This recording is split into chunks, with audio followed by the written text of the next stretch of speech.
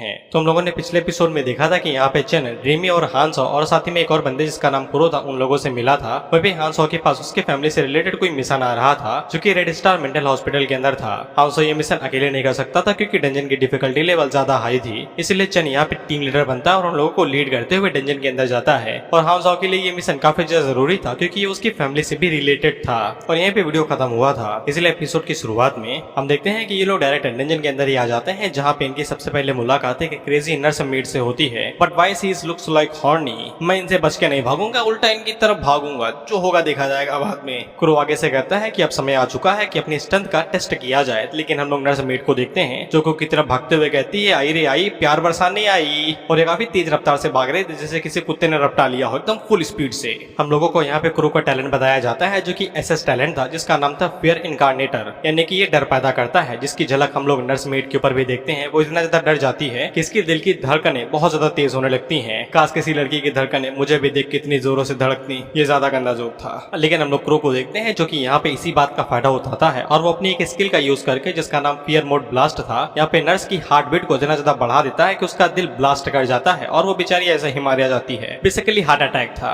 ये लोग यहाँ पे क्रो की एबिलिटी से काफी ज्यादा खुश हो जाते हैं और उससे कहते हैं कि तुम तो एकदम विलन की तरह लग रहे थे, काफी पावरफुल टैलेंट है तुम्हारा, बस एक ही डिसएडवांटेज है, अगर कैरेक्टर डरा नहीं तो क्या उखाड़ लोगे तुम उसका, डर के भरोसे ही तो हो तुम। खैर क्रो को यहाँ पे एक एबिलिटी मिलती है जो कि सामने एक ब्लास्ट करके थी। ये इतनी ज्यादा साउंड को यहाँ पे प्रोड्यूस करेगी जो आसपास के मॉन्स्टर होंगे वो तुम्हारी तरफ अट्रैक्ट हो जाएंगे। हालांकि क्रो के लिए ये एबिलिटी ज्यादा काम की नहीं थी, लेकिन चेन आगे से कहता है ये एबिलिटी यहाँ पे मेंटल टाइप की है, इसलिए ड्रीमी के लिए ज्यादा बेहतर रह सकती है। इसलिए क्रो यहाँ पे एबिलिटी ड्रीमी को देता है और ड्रीमी बहुत जल्दी सीख भी लेती है। वहीं पे चेन ड्रीमी से कहता है कि अब सीख ही लिया है तो फिर प्रदर्शन भी कर दो ना। इस पे ड्रीमी आगे से कहती है सच में करूँ क्या, आसपास के जो भी मास्टर होंगे वो बहुत जल्दी यहाँ पे भागते हुए चले आएंगे। इस पे चेन आगे से कहता है यही तो चाहता हूँ, एक एक को ढूंढ के मारेंगे तो ज्यादा टाइम लगेगा, एक साथ बुला के इकट्ठा ही मार देंगे तो फिर टाइम कम लगेगा, जिसके लिए ड्रीमी मान जाती है। जिसके बाद वो यहाँ पे सोनिक ब्लास्ट को एक्टिवेट करती है तो इतनी ज्यादा एनर्जी और साउंड यहाँ पे रिलीज होती है कि आसपास के जो भी मॉन्स्टर थे वो सभी भागते हुए इनकी तरफ आने लगते हैं। और चेन को ये एबिलिटी पसंद आई थी क्योंकि वो एक साथ कई सारे मॉन्स्टर्स को मार सकता है और ज्यादा एवोल्यूशन पॉइंट ले सकता है। हालांकि साओ हैन काफी ज्यादा घबरा जाता है क्योंकि इतने सभी मॉन्स्टर्स को एक साथ मारना काफी ज्यादा टफ था।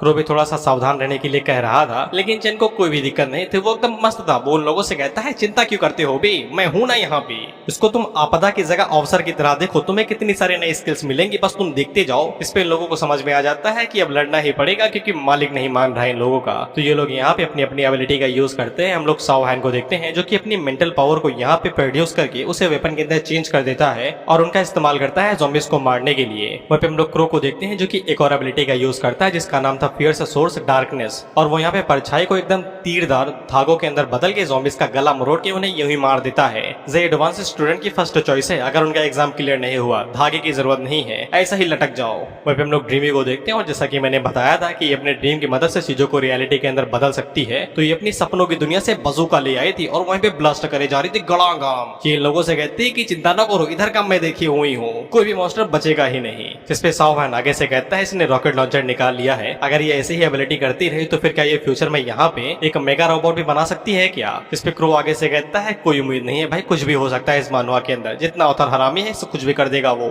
इसके बाद क्रो यहाँ पे चेन की तरफ देखते हुए कहता है कि टीम लीडर ने अभी तक कुछ किया क्यों नहीं, सारा काम हम ही करेंगे क्या। लेकिन हम लोग चेन को देखते हैं जो कि हाथों में क्लॉज को बाहर निकालता है। चेन यहाँ पे कोई नई स्किल यूज कर रहा था जिसके लिए उसे यहाँ पे थोड़ा सा पावर अप करना पड़ता है, यानी कि एनर्जी इकट्ठा करनी पड़ती है। और जब वो एनर्जी को यहाँ पे इकट्ठा कर लेता है तब वो अपने दोनों क्लॉज को जमीन के अंदर गाड़ देता है। तो हम लोग देखते हैं कि वो यहाँ पे अर्थ स्पाइक नाम की एक स्किल का यूज करता है, तो फिर अंदर से जमीन के अंदर से कई सारे स्पाइक्स बाहर निकलते हैं जो कि ज़ॉम्बीज के अंदर घुस के उन सभी को एक झटके के अंदर ही मार देते हैं जो सामने की तरफ थे। जिस पे ये तीनों बहुत ज्यादा हैरान हो जाते हैं कि चेन ने बस एक स्ट्राइक करके सामने की तरफ जितने भी ज़ॉम्बीज थे 100-200 वो सभी एक झटके के अंदर ही मारे जाते हैं। हम लोग चेन को देखते हैं जो कि हाथों को साफ कर ही रहा था, तो फिर हम लोग देखते हैं कि नर्स मेड आ जाती है वहाँ पे प्यार बरसाने के लिए। तो फिर साओ हैन यहाँ पे चेन की मदद करता है और उनके ऊपर अपनी नाइफ से अटैक करता है, लेकिन चेन उसकी नाइफ को हवा में ही पकड़ लेता है और वो साओ हैन से कहता है इतना काहे ज्यादा जज्बाती हो रहे हो, इतनी जल्दी नहीं मरूंगा भाई, मेन कैरेक्टर हूँ इस सीरीज का।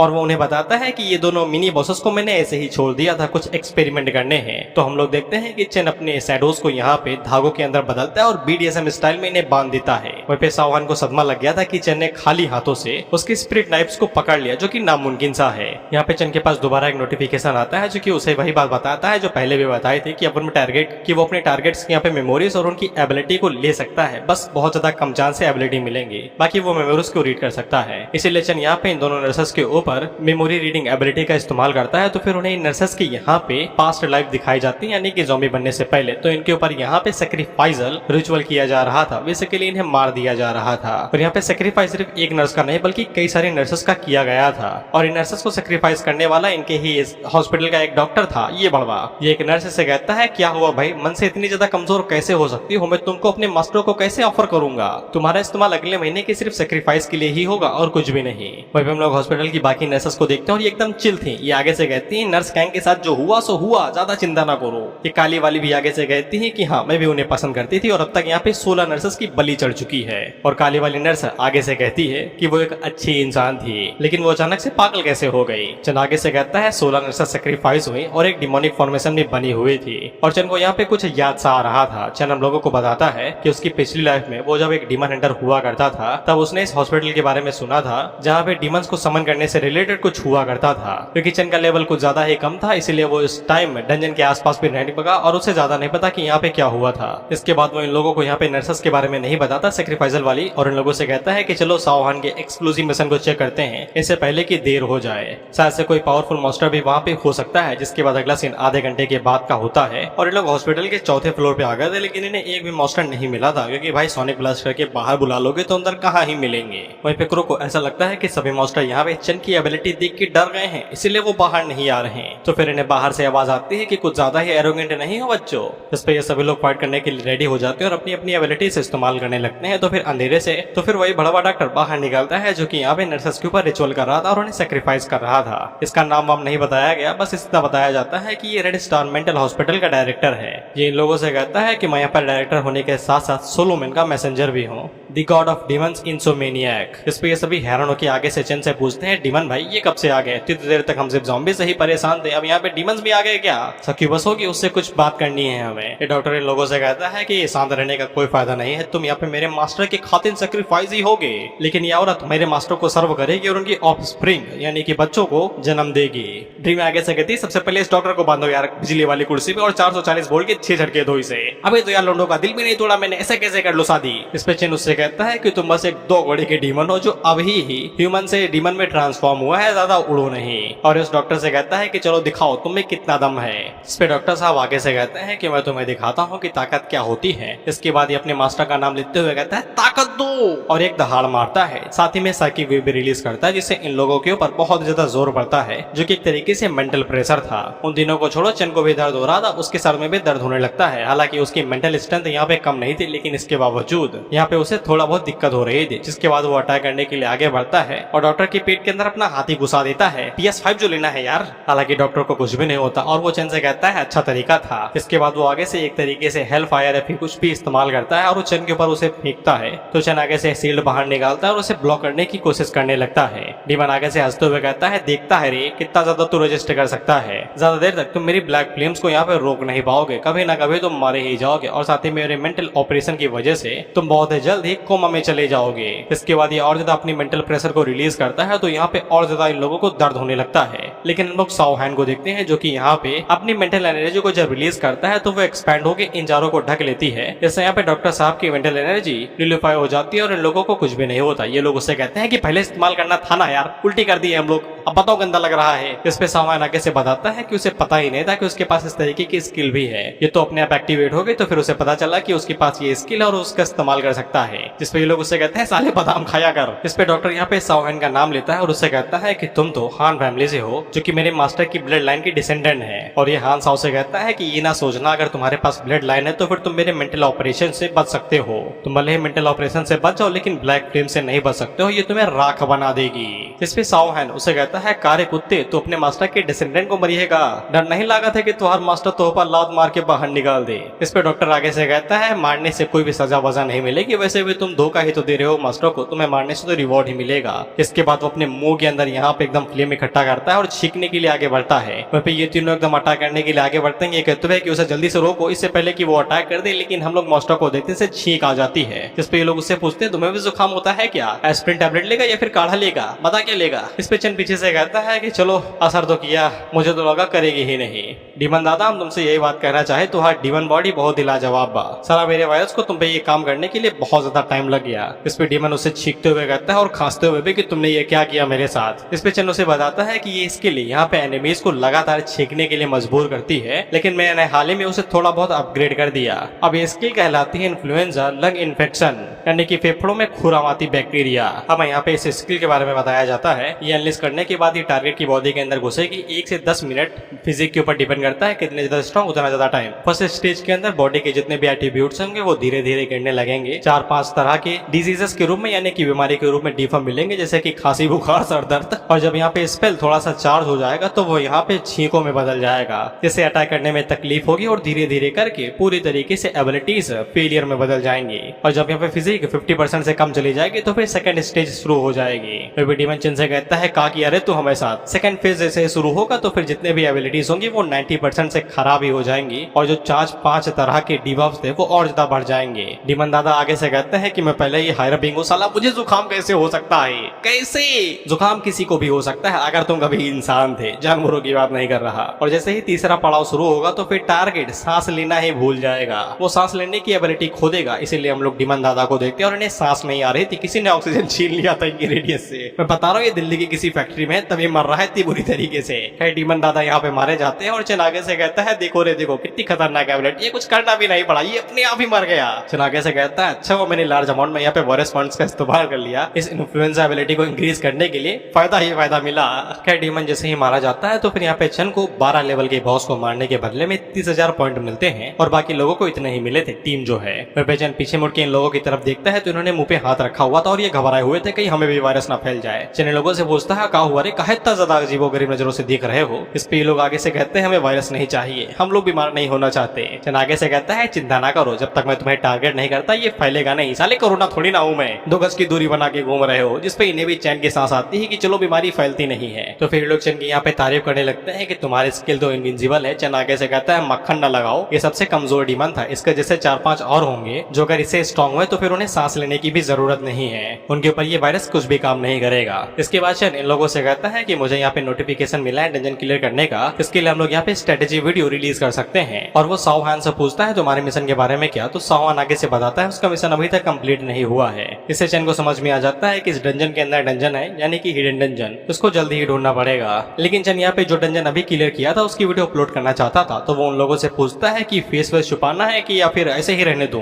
तो ये लोग आगे से कहते हैं कि सब कुछ छुपा लो भाई, अभी फेमस नहीं होना चाहते हैं हम लोग, अगर किसी को पता चल गया तो वो लोग हमें टारगेट करने लगेंगे। जिसके लिए चन मान जाता है, जिसके बाद ये लोग अपना सभी रंग रूप छुपा लेते हैं और वीडियो को रिलीज कर देते हैं। और वीडियो देखना एक दिन के चाय सुट्टे के बराबर ही थी, इसलिए हर कोई वीडियो देखता ही है। बेसिकली ये गाइडेंस की तरह ही है, अगर सीख लोगे तो डंजन जल्दी क्लियर कर पाओगे। इसलिए हर कोई यहाँ पे वीडियो को देख रहा था, सॉन्ग में वीडियो देख रहे थे, साथ ही में सीवी भी वीडियो देख रहे थे। वहीं पे हम लोग एक और बंदे को देखते जिसके सफेद बाल थे, और तू भाई बैक शॉट ले रहा है क्या जो इस तरीके से वीडियो देख रहा है, खड़ा होके देख ले। इसके बाद हम लोग सीवी और उसके दोस्तों को दोबारा देखते हैं जो कि यहाँ पे चन की ही वीडियो को देख रहे थे। वहीं पे वो सभी लोग चन के हिडन क्लॉज के बारे में बात कर रहे थे कि ये हवा में आए या फिर बॉडी से निकले हैं। इसके बाद सीवी अपने उन दोस्तों से कहती है जिन्हें लगता है कि चन झूठ बोल रहा था कि तुमने देखा ना कि चन ने क्या कहा था, उसके स्टंट को देख के क्या तुम्हें लगता है कि वो फ्रॉड है। फिर जो चश्मिश था वो आगे से कहता है कि हाँ ये तो चन ही है ना, लेकिन इन्हें भी शक था। ये आगे से यही कहते हैं कि इसे तो सिर्फ उसकी कॉम्बैट एबिलिटीज प्रूव होती हैं, इस बात की क्या गारंटी है कि उसने जो कुछ भी कहा है और जो होम सेल्टर बताया है वो एकदम सच है। वहीं पे इन लोगों को अब तो चन के ऊपर और ज्यादा शक होने लगा था। इन्हें ऐसा लगता है कि चन उस वेयर हाउस का इस्तेमाल खुद की एबिलिटीज को बढ़ाने के लिए करता है और वहाँ पे रखे हुए लोगों को निगल जाता है, वो खुद एक मॉन्स्टर हो सकता है।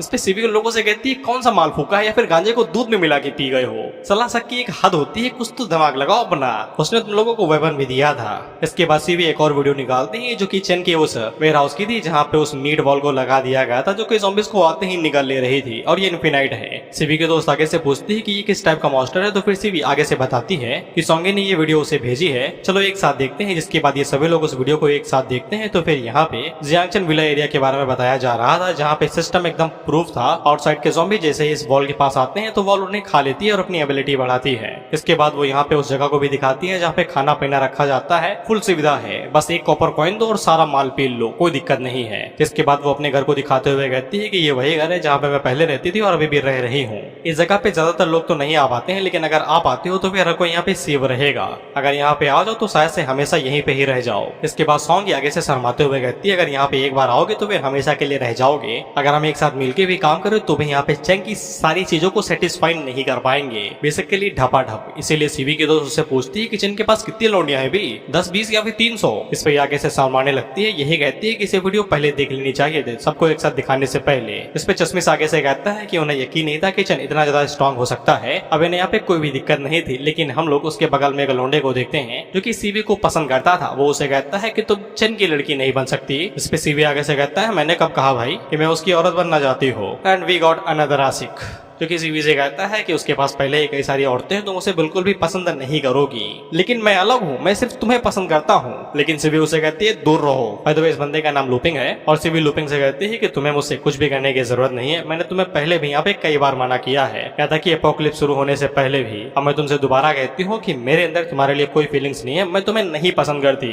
और इतना काफी एक समझदार बंदे के लिए कि अब यहीं पे ही रुक जाना चाहिए। लेकिन लूपिंग है विनाश काले विपरीत बुद्धि, जो तुम्हें कुछ देर में पता चलेगा। इसके बाद हम लोग चेंग को देखते हैं जो कि सबसे पहले डीमन के ऊपर डिवोवर एबिलिटी का इस्तेमाल करता है और उसे पूरा पचा जाता है। लेकिन जब चेंग यहाँ पे डीमन को डिवोवर करता है तो सिस्टम उसे बताता है कि कंज्यूम की हुई बॉडी के अंदर स्पेशल टाइप का ब्लड है। चेंग चाहे तो उसे कंज्यूम कर सकता है, लेकिन कंज्यूम करने पे उसकी बॉडी को कुछ इफेक्ट हो सकता है। ब्लैक लाइट वायरस इस पे थोड़ा सा रिएक्ट कर सकता है। अब ये चेंग की मर्जी है। चेंग को यहाँ पे वायरस से रिलेटेड कोई भी रिस्क नहीं चाहिए था, इसीलिए वो उसकी ब्लड लाइन को बाहर निकाल देता है और उसकी बॉडी के अंदर जो भी माल था उसे पूरी तरीके से डिवोवर कर जाता है। लेकिन जो ब्लड को बाहर निकाला गया था तो सिस्टम उसे यहाँ पे थोड़ा सा कन्वर्ट करता है और रिप्लेस करके उसे एक स्पेशल आइटम के अंदर बदल देता है जो कि ए लेवल की थी, जो कि डीमन ब्लड था। सिस्टम उसे बताता है इसे पीने के बाद तुम शायद से डीमन ब्लड की यूनिक एबिलिटी का इस्तेमाल कर सकते हो और तुम्हारे पास डीमन ब्लड लाइन आ जाएगी। वहीं पे चेंग को हेल फायर एबिलिटी मिल गई थी जो कि डॉक्टर इस्तेमाल कर रहा था उसकी बॉडी को डिवोवर करने के बाद में। वहीं पे चेंग काफी ज्यादा खुश हो जाता है कि ब्लड को बाहर निकालने के बावजूद वो आइटम के अंदर बदल गया। इसके बाद चेंग पीछे मुड़के उन लोगों से पूछता है, क्या तुम्हें कुछ खतरनाक चीज मिली क्या ड्रॉप आइटम में। इस पे साओ हैन आगे से बताता है कि उसे यहाँ पे हेल मैसेंजर का प्रोफेशनल स्क्रोल मिला है जो कि ए लेवल का है और साथ ही में हेल ब्लैक फ्लेम की स्किल बुक भी जो ए लेवल की है। साथ ही में यहाँ पे ड्रीमी को एक इक्विपमेंट का आर्मर डिजाइन मिला था जो कि डी लेवल का था। हमें इसके बारे में लंबा चौखा बताया जाता है, लेकिन मैं तुम्हें नहीं बताने वाला क्योंकि ये दोबारा दिखाया ही नहीं गया, तो जान के क्या ये उखाड़ लोगे। हालांकि चेंग यहाँ पे ड्रीमी से वो वाला इक्विपमेंट और ब्लूप्रिंट ले लेता है, शायद से उसके काम का आ जाए। इसके बाद वो यहाँ पे बचे कुछ आइटम्स को एकदम इक्वली बांट देता है, जिसके लिए सब एकदम खुश थे, उन्हें कोई दिक्कत नहीं थी। हम लोग साओ हैन को देखते हैं जो कि यहाँ पे मीठा पना दिखा रहा था। वो आगे से कहता है अगर उसकी फैमिली का यहाँ पे मिशन पूरा हो जाए तो वो उन लोगों का बहुत ज्यादा शुक्रगुजार रहेगा। जिस पे ये लोग उसे अजीब नजरों से देखते हैं और कहते हैं हरकतें सुधारो यार अपनी। इसके बाद अगला सीन उन डीमन डॉक्टर भाई साहब के रूम का होता है और इस पूरे फ्लोर के ऊपर बस यही रूम बचा था जिसको इन लोगों ने चेक नहीं किया था। वहीं पे साओ हैन जब उस रूम को खोलता है तो फिर अंदर एक बहुत बड़ी डीमन की मूर्ति थी। वहीं पे इसके अंदर से भी एकदम स्ट्रॉन्ग ऑरा बाहर निकल रहा था। इस पे चेन इन लोगों को बताता है कि ये जीपाई है, सोलो मैन का 16वां डीमन, उसके 72 डीमंस में से एक, जिसके बारे में डॉक्टर साहब भी बता रहे थे। और इस स्टैचू के अंदर से इतना ज्यादा ऑरा इसलिए निकल रहा है क्योंकि जूबाई शायद से स्टैचू के अंदर आ भी सकता है किसी तरीके से। चेन आगे से कहता है अगर हम लोग किसी तरीके से यहाँ पे उसे यहाँ पे समन करने का तरीका ढूंढ निकाले तो हमारे लिए काफी ज्यादा फायदेमंद हो सकता है ये। इसके बाद हम लोगों को यहाँ पे साओ हैन फैमिली की कुछ जानकारी बताई जाती है कि कम से कम 100 सालों पहले हान फैमिली के अंदर एक औरत थी जिसे यहाँ पे जूबाई से प्यार हो गया था, वो भी एकदम दिल लगा आशिक वाला। और ऑफ कोर्स प्यार हुआ है तो गाँव गाँव होना ही था। और तब के बाद से हान फैमिली के अंदर हर एक जनरेशन में हमेशा 2 बच्चे पैदा होते हैं जुड़वा, एक लड़का और एक लड़की।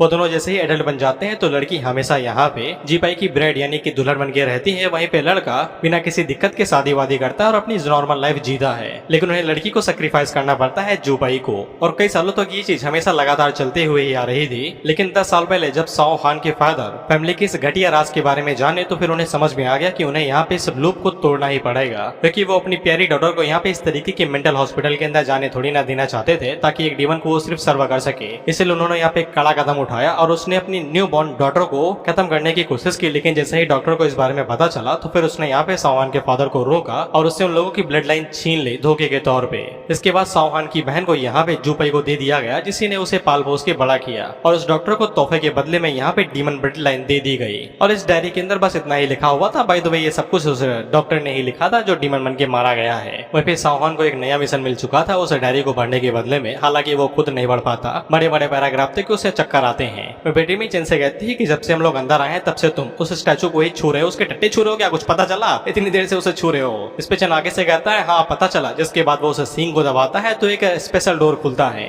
और फिर सभी लोग आगे से कहते हैं ये क्या हुआ भाई, एकदम हाइड आउट। इसके बाद वो लोग उस दरवाजे के अंदर जाते हैं तो ये 4 फ्लोर नीचे आ जाते हैं, मतलब 4 फ्लोर नीचे अंडरग्राउंड। इस पे चेन को समझ में आ जाता है कि यहाँ पे समनी रूम ही होगा जहाँ पे जीपे के साथ कम्युनिकेट करके उसकी पूजा भी की जा सकती है और उसे समन भी किया जा सकता है। इसके बाद लोग समनिंग रूम के अंदर घुसते हैं तो यहाँ पे रिचुअल का सामान रखा हुआ था, क्रॉसेस भी थे वो भी उल्टा, जहाँ पे नर्सेस को सेक्रीफाइस किया गया था और यहाँ पे खून की खुशबू तो एकदम मनमोहक बह रही थी। वहीं पे चेन सर्कल के बीच पे कुछ रखा हुआ था तो चेन उसे उठा लेता है और उन लोगों से कहता है कि मैं तुम लोगों को भी शेयर करता हूँ। इसके बाद हमें इस चीज के बारे में बताया जाता है, तुम्हें पता चलता है कि ये formation of the hell teleportation का कोर है, यानी कि जूपाई को समन करने के लिए जो फॉर्मेशन चाहिए उसका खास टूल। अब इसको एक्टिवेट करने के लिए यहाँ पे सिर्फ 2 ही रिक्वायरमेंट है, 16 लोगों को सेक्रीफाइस करना पड़ेगा उनके ब्लड और सोल के साथ में, यानी कि जिंदा। वेपन सिस्टम इन लोगों को बता देता है कि एक यूनिक आइटम है, अगर वो लोग यहाँ पे डीमन को शुरू करते हैं तो नए रूल्स आ जाएंगे, यहाँ की डिफिकल्टी बढ़ जाएगी जो कि नॉर्मल से हेल लेवल पे चली जाएगी और इन लोगों का लेवल यहाँ पे कम से कम 12 होना चाहिए। वहीं पे ड्रीमी काफी ज्यादा एक्साइटेड हो जाती है और आगे से कहती है अगर हम लोग उस डीमन को सबके समन करके यहाँ पे उसे मार दे तो फिर हम लोग बहुत ज्यादा फायदे में होंगे। चन आगे से कहता है हाँ उसे समन कर दे तो फिर हम लोग एक झटके में मारे जा सकते हैं, क्योंकि ना ही तुम में से कोई लेवल 10 पे पहुंचा है और ना ही तुम्हारे पास कोई इक्विपमेंट और प्रोफेशन है। तुम्हें क्या लगता है कि तुम एक लेवल 12 की डीमन को मार भी पाओगे? इस पे साओ हैन चेन से कहता है हमें लगा कि तुम हो यहाँ पे तो कुछ कर ही लोगे। चेन आगे से कहता है मैं थोड़ी ना कुछ उखाड़ पाऊंगा,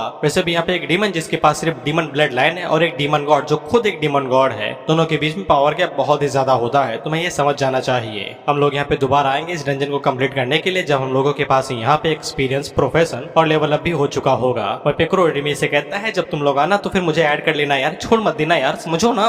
ड्रीमी आगे से कहती है नहीं बोलूंगी रे, बस पैसा देना पड़ेगा। इसके बाद ये लोग ये डंजन को यहीं पे ही खत्म करते हैं और ड्रीमी उन लोगों से पूछती है कि किसी को कुछ सवाल पूछने हैं क्या, तो फिर साओहान का सर यहाँ पे दर्द करने लगा था। वो आगे से कहता है डीमन, ऑफ स्प्रिंग, सिस्टर, उसे ये सब कुछ पता भी नहीं था। उसे तो ये भी नहीं पता है कि ये सब कुछ अचानक से यहाँ पे डूम्सडे के बाद आया है या फिर ये पहले से ही एग्जिस्ट करता था रियलिटी के टाइम पे भी। चन उसे कहता है कोई फर्क नहीं पड़ता है कि ये पहले से था या फिर एपोक्लिप्स के साथ में आया है, लेकिन अब ये एग्जिस्ट करते हैं, तुम्हें ये मानना पड़ेगा। इसके बाद वो साओहान से पूछता है कि तुम्हें कुछ अजीब याद है तुम्हारे फादर के बारे में, डूम्सडे से पहले वो कुछ किया करते थे। साओहान आगे से बताता है बाप बेटी की ज्यादा नहीं बनती थी, मुझे बस इतना पता है कि मेरा बाप एक आम आदमी था, सुबह दारू पीता था और रात को गांजा पी के सो जाता था बस। सबसे यूनिक बात यही थी कि जब वो ज़ॉम्बी के अंदर बदले थे तो फिर वो दूसरे ज़ॉम्बी से बिल्कुल अलग थे। क्रो को ऐसा लगता है कि साओहान के बाप यहाँ पे एक डीमन ज़ॉम्बी के अंदर बदले होंगे, तो साओहान आगे से कहता था बिल्कुल नहीं, उनकी ट्रांसफॉर्मेशन का ज़ॉम्बी के साथ कुछ भी लेना देना नहीं था, वो असल में एक प्लेग ज़ॉम्बी के अंदर बदले थे। पहले वो पर्पल थे जिसके बाद वो ग्रीन पर्पल के अंदर बदल गए और साओहान को उन प्लेग्स के अंदर से एकदम स्ट्रॉन्ग सेंस ऑफ फीलिंग आ रही थी कि बवाल होने वाला है, इसलिए उसने यहाँ पे अपने बाप को छुआ नहीं, अपनी साइकिक एबिलिटी का इस्तेमाल करके उन्हें दूर पटक दिया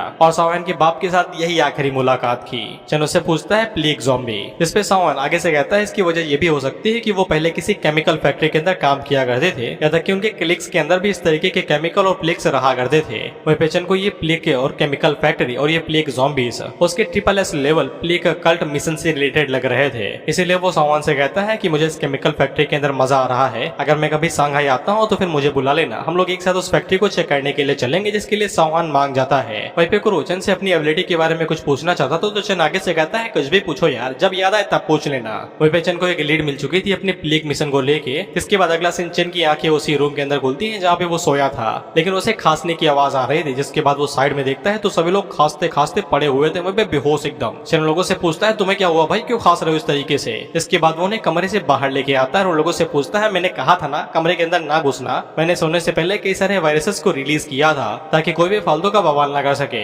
वही ये लोग चैन से कहते हैं साले हरामी तेरी जान बचाने के लिए आए थे, उल्टा हमें नुकसान झेलना पड़ा। जो एबिलिटीज थी उनके ऊपर डीबफ्स लग चुके हैं और साथ ही में बीमारी हो गई और सारे एट्रीब्यूट्स नेगेटिव में जा चुके हैं। चैन आगे से कहता है मैंने कहा था ना कि अंदर ना घुसना, मैंने तुम्हारी बॉडी के अंदर से वायरसेस वापस ले लिए हैं और तुम्हारे एट्रीब्यूट्स कुछ देर में नॉर्मल हो जाएंगे। मैं चला उसे जियांग लूपिंग फूपिंग कुछ तो नाम था उससे पूछने के लिए, तो फिर जीवी उसके पास आती है और उसे बताती है उसका नाम जियांग लूपिंग है और वो असल में तुम्हें मारने के लिए कमरे में घुसा था। चन आगे से पूछता है मुझे मारने के लिए क्या वजह थी भाई। इस पे सीवी उसे बताती है कि लूपिंग और उसका दोस्त इस बात के ऊपर यकीन नहीं कर रहे थे जो तुमने यहाँ पे सेटलमेंट के बारे में बताई थी, इसीलिए सीवी को यहाँ पे उन्हें वीडियो दिखानी पड़ी, लेकिन इस वीडियो के अंदर सोंगी ने कुछ अपमानजनक बातें कर दी जो तुम्हें पहले से ही पता है, रिपीट नहीं करूंगा। सीवी आगे से कहती है कि मैंने उसे कई बार रिजेक्ट किया, लेकिन उसे ऐसा लगता है कि ये सब कुछ तुम्हारी वजह से हो रहा है, इसलिए उसने तुम्हें मारने की कोशिश की। ये कहते हुए इन सभी चीजों की वजह तुम ही हो, अगर तुम्हें मार दिया जाए तो सब कुछ कुछ ठीक हो जाएगा। चन आगे से कहता है ये कैसा लॉजिक है बे, विनाश काले विपरीत बुद्धि। इस पे सीवी आगे से कहती है कि ये सब कुछ काफी लंबे टाइम से चल रहा है। सीवी यहाँ पे जिस भी किसी मेल फ्रेंड के साथ बात करने की कोशिश करती तो वो हमेशा उन्हें पीट पाट के बाहर फेंक देता। कहता कि लुपिन ने उसके चाइल्डहुड फ्रेंड को भी लात मार के उसके स्कूल से भगा दिया, ये ज्यादा था वैसे। लेकिन कॉलेज के अंदर जब से सॉन्गी उसको प्रोटेक्ट कर रही थी तो तब से वो उससे थोड़ा दूरी बना के रखा हुए था और वह ना ही किसी दूसरी लड़कियों के ऊपर चांस मार पा रहा था, यानी कि ये हरामी पहले से था।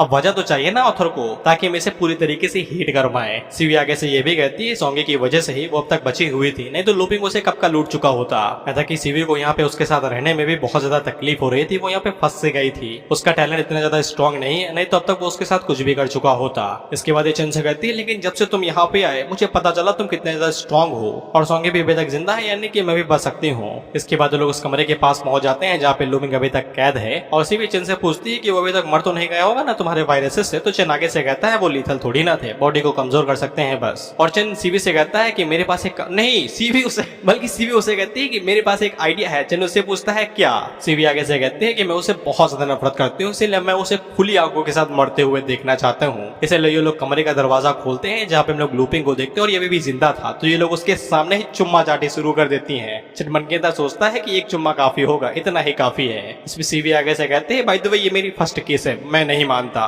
बाय द वे लुपिन भैया got NTR death, that was cruel but I fucking don't care about it, क्योंकि विनाश काले विपरीत बुद्धि। इसके बाद अगला सीन 2 दिनों के बाद का, और हम लोग चन को देखते हैं जो कि टार्जन की तरह बिलों से उधर उधर कूदते हुए जा रहा था। सॉन्ग इसके पास मैसेज करके उसे बताती है कि सीवी और उसके लोगों को हम लोगों ने पिकअप कर लिया है। और एक और चीज, यहाँ पे हाल ही में एक मिस्टीरियस चैट ग्रुप के बारे में बात कर रही है जो कि फुल ऑफ एक्सपर्ट से भरा हुआ है और ये ऐसा कर रहे हैं कि तुम उस चैट ग्रुप के लीडर हो। वो ग्रुप पूरी तरीके से पॉइजनर के साथ भरा हुआ है जिन लोगों ने अपनी एबिलिटीज को यहाँ पे डूम्सडे से पहले ही अवेकन कर लिया था, यानी कि ट्रायल से पहले। और सॉन्ग यहाँ पे चन से पूछती है कि ये बात सच है क्या। चन यहाँ पे सॉन्ग से कहता है ऑफ कोर्स ये बात सच है, भूल गए क्या, मैंने तुम्हें पहले ही बता दिया था कि डूम्सडे से पहले अपनी एबिलिटी को अवेकन कर लो, लेकिन तुम नहीं कर पाई थी। इस पे सॉन्ग यहाँ पे चन से पूछती है तो फिर क्या ये सभी एक्सपर्ट्स हमें फ्यूचर में मदद करेंगे और उन सभी बातों का क्या जो कि यहाँ पे चैट ग्रुप के अंदर हो रही है। चन उसे कहता है कि उसकी चिंता ना करो, मुझे उस पोस्ट भेज दो जिसके ऊपर ये सब कुछ लिखा हुआ है, मैं बस सब कुछ डिसाइड कर लूंगा। इसके बाद सॉन्ग यहाँ पे चन को वो पोस्ट भेज देती है। इसके बाद चन को वो पोस्ट दिखती है तो इसके ऊपर लंबा चौका लिखा हुआ, तो इसका सारांश बस इतना सा ही है कि चन के चैट ग्रुप जिसका नाम चैट नंबर 1 है, उसके जितने भी मेंबर हैं वो ज्यादातर यहाँ पे उस टाइम पे अपने एबिलिटीज को अवेकन किए थे जब तक ट्रायल भी सही शुरू हुआ था, इसलिए इन सभी को एक्सपर्ट्स कहा जा रहा था। यहाँ तक कि चैट नंबर 1 ग्रुप ने ये भी बताया है कि ये चैट ग्रुप तब बनाई गई थी जब ट्रायल भी नहीं शुरू हुआ था, जिससे चैन को समझ में आ जाता है कि चैट नंबर ग्रुप 1 को अब फेमस करने का समय आ चुका है। अगर वो इसे अभी यहाँ पे फेमस कर देगा तो फिर जो दबदबा होगा वो फ्यूचर में और भी ज्यादा अच्छा रहेगा और पब्लिक के ऊपर और ज्यादा इम्पैक्ट पड़ेगा जो इन्हें ही फायदा देगा। ये लोग यहाँ पे एकता और इज्जत के नाम पे काफी ज्यादा फेमस हो जाएंगे। इसके बाद चंद जैसे जैसे आगे बढ़ता है तो नीचे के पत्ते सूख जाते हैं क्योंकि वो उस विलेज में आ चुका था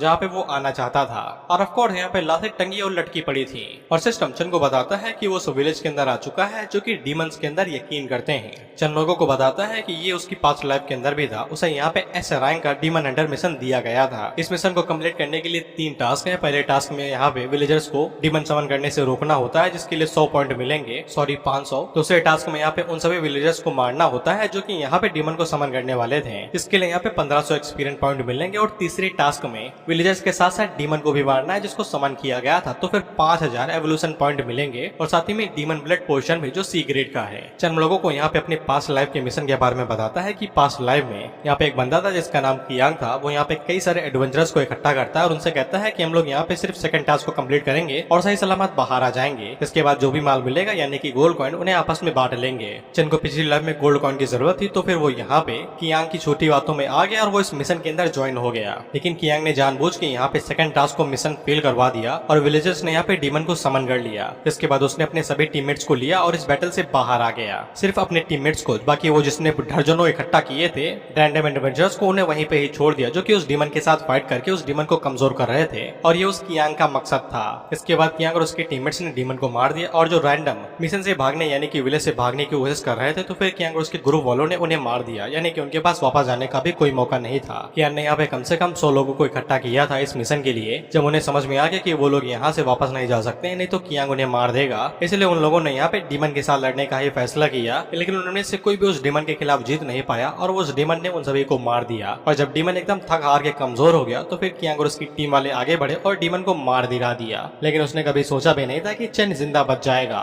चन को पता था अगर कियांग ने उसे ढूंढ लिया तो फिर वो लोग उसे मार ही देंगे, इसीलिए वो चुपचाप कोना पकड़ के एकदम भागने की कोशिश कर रहा था, और क्योंकि उसने मैकेनिज्म के हिसाब से यहाँ पे 2 टास्क पूरे कर लिए थे तो वो विलेज छोड़ के भी जा सकता था। लेकिन जब चेन वहाँ से निकलने वाला था तो फिर उसे एक चीज मिली। जब उन लोगों ने डीमन को मार दिया तो फिर यहाँ पे रोल शुरू हो गया था। अब ये रोल एक तरीके से एक मिशन आइटम था जो कि यहाँ पे चेन को एक नई जॉब दे देता है, जो demon Hunter job transfer mission थी S लेवल का, और उसे 100 पॉइंट में मिलते हैं। यानी कि इस डंजन के अंदर हिडन मिशन भी था जो कि यहाँ पे चेन को मिल गया था बस भागने के चक्कर में। और जब कियांग को इस बारे में पता चला तो फिर उसने यहाँ पे चेन को बहुत ज्यादा ढूंढने की कोशिश की, लेकिन तब तक बंदा भाग चुका था एकदम फुल स्पीड से 9-2-11 वाली। अब चेन को कियांग का एक्सप्रेशन देखना था कि वो कैसा मुंह बना रहा था। लेकिन जब चेन उस विलेज पहुंचता है तो फिर उसे पता चलता है कि पहले यहाँ पे विलेजर्स मारे जा चुके हैं। ये देख के चेन काफी ज्यादा हैरान होता है क्योंकि ये जो मिशन था ये 1-2 महीने बाद होना था। इससे चेन को यही लगता है कि पहले शायद से कोई यहाँ पे मिशन को कंप्लीट करने के लिए आया होगा। उन लोगों ने पहले से सीक्रेट रियलम को एक्सप्लोर कर दिया है। इसके बाद चेन उस जगह पे पहुंचता है जहाँ पे डीमंस को समन किया जा रहा था, तो फिर उन्हें मारने वाला कियांग ही था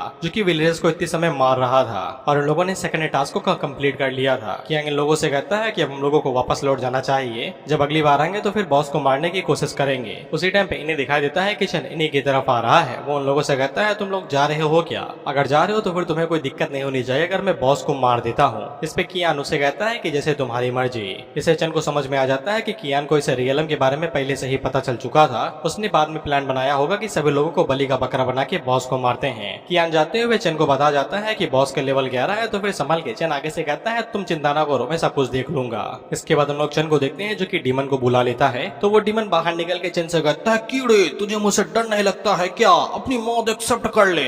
चेन आगे से कहता है जा रही मुझे तुझसे डर नहीं लगता, बस तू एक लो लेवल का डीमन है और कुछ भी नहीं। इस पे डीमन अटैक करने के लिए आगे बढ़ता तो चेन उससे पहले उसके ऊपर क्लॉ से अटैक करता है और उसके टुकड़े टुकड़े कर देता है। ये कहते हुए कि मैं पहले डीमन हंटर हुआ करता था, तुम्हारे जैसे लाखों मारे हैं, तुम्हारी हर एक कमजोरी के बारे में मुझे पता है। यहाँ तक कि मुझे ये पता है कि जब तुम हकते भी हो तुम्हारी कौन सी मसल काम करती है, मुझे सब पता है तुम्हारे बारे में। और चेन इसी तरीके से एक 11 लेवल के बॉस को झटके में मार देता है और उसे 13,000 एक्सपीरियंस पॉइंट मिलते हैं अकेले मारने के लिए भाई। और साथ ही में उसे डीमन ब्लड पोशन में मिल जाता है C ग्रेड का। इधर हम लोग कियान के लोगों को देखते हैं और उन लोगों को भी यहाँ पे एक्सपीरियंस पॉइंट मिला था क्योंकि इन लोगों ने इस डंजन के अंदर हिस्सा लिया था। बाकी 2 टास्क इन्हीं ने कंप्लीट किए थे, बाकी तीसरे वाले को चेन ने पूरा किया था। तो फिर उनको यहाँ पे एक्सपीरियंस पॉइंट और साथ ही में ब्लड लाइन आइटम भी मिला था। साथ ही में ये लोग वीडियो को देखते हैं तो फिर इन्हें पता चलता है कि चेन ने बॉडी को भी एब्जॉर्ब कर लिया। तो कियान आगे से कहता है कि चलो उसे चेक करते हैं। वह चेन ने जब इस डीमन को भी एब्जॉर्ब डिवोवर किया तो फिर इसने भी इसकी ब्लड को बाहर निकाल दिया था, जिसको ब्लड लाइन के अंदर बदल के A ग्रेड का बना दिया जाता है। वहीं पे चेन इन लोगों को देखता है जो वापस आ गए थे, तो इनसे पूछता है क्या चाहिए भाई, क्या बचा हुआ माल चाहिए क्या जो मैंने लूटा है? इस पे ये लोग चेन से कहते हैं मजाक ना करो यार, तुमने अकेले बॉस को मारा है, हम लोग हिस्सा कैसे मांग सकते हैं? चेन अपने मन के अंदर सोचता है अभी तो एकदम बहुत ज्यादा सीधे लग रहे हो, लेकिन बेटा हमें तुम्हारा कलर पता है कि तू कैसा हरामी लौंडा वा। तो फिर चेन अपने पास यहाँ पे सारे आइटम्स को बाहर निकालता है, जैसे कि ब्लड लाइन पोजीशन और साथ ही में S लेवल वाला मिशन स्क्रोल भी। और वो इन लोगों को दिखाते हुए कहता है क्या तुम्हें ये सब कुछ नहीं चाहिए? तो फिर हम लोग कियान को देखते हैं जिन लोगों को यहाँ पे 3rd टास्क पूरा करने के लिए रिवॉर्ड मिला था, यानी कि ब्लड लाइन पोशन। तो ये लोग उन्हें बाहर निकालते हैं और चेन को वापस करते हुए कहते हैं कि मैं इतना भी हरामी बंदा नहीं हूँ, तुमने ये मिशन अकेले कंप्लीट किया है इसलिए ये सब कुछ तुम्हारा होना चाहिए। तो फिर चेन उन्हें बिना कुछ कह रख भी लेता है, फ्री का माल जो है वे।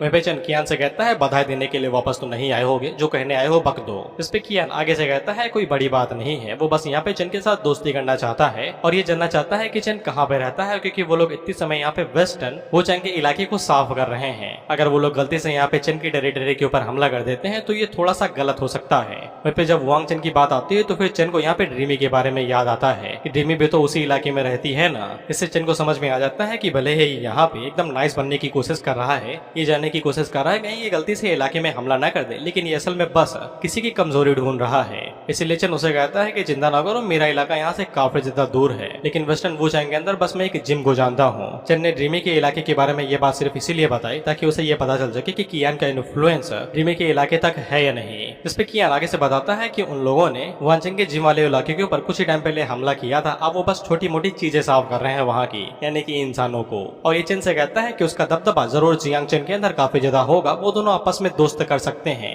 इससे चेन को यहाँ पे समझ में आ जाता है अगर इन लोगों ने पहले ही जिम के इलाके के ऊपर हमला कर लिया है और सफाई का मतलब यहाँ पे ज्यादा कुछ नहीं, बस लोगों को मार के इलाके के ऊपर कब्जा करना है। और चेन को समझ में आ जाता है कि इसीलिए उसने कभी ड्रीमी के बारे में सुना नहीं था अपनी पास्ट लाइफ के अंदर, क्योंकि इन लोगों ने उसे पहले ही मार दिया था इस क्लीनिंग के नाम पे। तुम लोग यही सोच रहे हो कि ड्रीमी मरी कैसे, तो तुम्हें दोबारा बता दो कि ड्रीमी भले ही सपनों में बलवान है, लेकिन असल जिंदगी में चूहे के समान है, कोई भी पेल के जा सकता है उसे। रियल लाइफ के अंदर वो काफी ज्यादा कमजोर है। उसी टाइम पे ड्रीमी यहाँ पे चेन के पास मैसेज भेजती है और उसे बताती है कि कई सारे इवॉल्वर्स उसके इलाके में आ गए हैं और वो बिल्डिंग के हर एक घर के अंदर घुस के वहाँ पे सफाई वफाई कर रहे हैं कि कोई छुपा हुआ तो नहीं है, और वो बहुत जल्दी ड्रीमी की बिल्डिंग के अंदर भी आ जाएंगे। चन उसे बता देता है कि वो लोग वहाँ पे ज़ॉम्बी और रिवॉल्वर्स दोनों को ही मार रहे हैं, तो फिर उन्हें अपने घर के अंदर आने ना देना, मैं कुछ ही देर में आ जाऊंगा। इसके बाद चन को समझ में आ जाता है कि कियान यही काम करता है, साफ सफाई के नाम पे गरीबी नहीं गरीबों को हटाता है, इसलिए वो अपने टेक्निकल्स को बाहर निकालता है। तो कियान को समझ में आ जाता है कि हमला होने वाला है, तो वो भागने की कोशिश करता है, लेकिन कोई फायदा नहीं था। चन उसे पकड़ लेता है। इसके बाद चन इसकी भी मेमोरी रीड करता है और उसकी मेमोरी से इसे पता चल जाता है कि इसने कहाँ कहाँ हमला किया और कितने कितने लोगों को मारा है। और चन को यह भी पता चल जाता है कि इसके जितने भी लोग हैं वो सब एकदम नियर एकदम जिम के पास पहुंच चुके हैं। वहीं पे चन कुछ लोगों को यहाँ से भागने देता है ताकि उसे पता चल सके कि वो लोग कहाँ पे गए हुए हैं,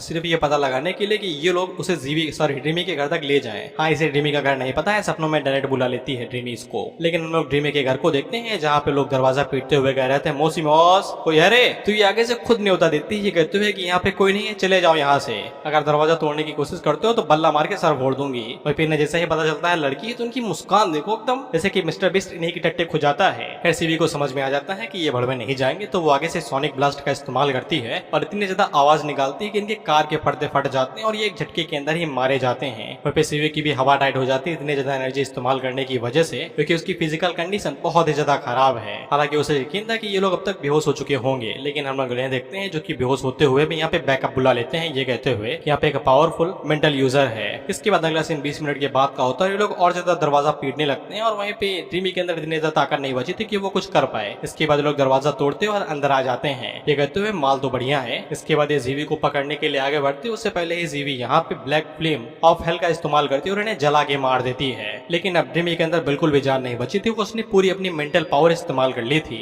और एकदम बुरी तरीके से सांस लेने लगती है। उसी टाइम पे ये लोग बाहर निकलते हैं, जैसे के लिए लोगों ने चारा पहले भेजा था। वह लोग आगे से कहते हैं कभी ये बेचारी कुछ भी नहीं कर पाएगी, ये तो थक चुकी है। तो फिर ये खिड़की की तरफ आगे बढ़ने लगती है, ये कहते हुए कि कूद के मर जाऊंगी लेकिन कुत्तों के हाथ नहीं लगूंगी। लेकिन ये लोग उसे रोकने लगते हैं। यहाँ पे तो उनकी रिएक्शन देखो, जीभ देखो कैसे लपलपाली, साले रसल मलाई नहीं है, पसीना रहता है वहाँ पे, छी। और ऑफ कोर्स हीरो यहाँ पे आता है और खिड़की तोड़ के सटाक से इन दोनों के ऊपर लात मारता है और उनकी बत्ती सी तोड़ के इन्हें दूर फेंक देता है। तो ट्रिमी चेन से कहती है मास्टर माफ कर दो, मैं सीखने में ज्यादा बेहतर नहीं हूँ। तो चेन आगे से कहता है मैंने कब कहा कि तुम आइंस्टाइन की बिटिया हो, चुपचाप सो जाओ, सब कुछ मेरे ऊपर छोड़ दो। और वो उन लोगों से कहता है कि जो कोई भी मेरे स्टूडेंट को बुली करेंगे वो जिंदा यहाँ से बाहर नहीं जाएंगे, एकदम मीन कैरेक्टर वाली वॉइस। इस पे ये लोग भाई तलवार वलवार बाहर निकाल लेते हैं और ये लोग चेन को एकदम कद्दू प्याज समझ रहे थे, ये तो है काट ही देंगे साले को। तो फिर ये लोग अटैक करने के लिए आगे बढ़ते कि उससे पहले ही चेन लोगों के ऊपर अटैक करता है और इन्हें चीर फाड़ देता है। इसके बाद यहाँ पे कोई भी नहीं बचा था, तो चेन पीछे मुड़ के ड्रीमी की तरफ देखता है तो ड्रीमी के हालात खराब थे, वो थक चुकी थी बहुत ही ज्यादा, उसे सांस लेने में तक दिक्कत हो रही थी। चेन को समझ में आ जाता है कि मेंटल पावर पूरी तरीके से इस्तेमाल करने की वजह से अब उसे सांस लेने में दिक्कत हो रही है, सर दर्द हो रहा है और उसे भ्रम भी हो रहे हैं। और जब चेन का सारा फोकस यहाँ पे ड्रीमी के ऊपर था तो पीछे से एक बंदा कुल्हाड़ी लेके बाहर निकलता है, लेकिन चेन अर्थ स्पाइक का इस्तेमाल करता है और उसके सीने को चीर देता है, जैसे हम लोग पकड़ियों को चीर देते हैं शादी बारात में। जिसके बाद चेन अपनी फ्रस्ट्रेशन यहाँ पे मुर्दों के ऊपर निकालता है और अर्थ स्पाइक का इस्तेमाल करते हुए जो मरे नहीं थे उन्हें भी मार देता है और जो मर चुके थे दोबारा उन्हें मार देता है,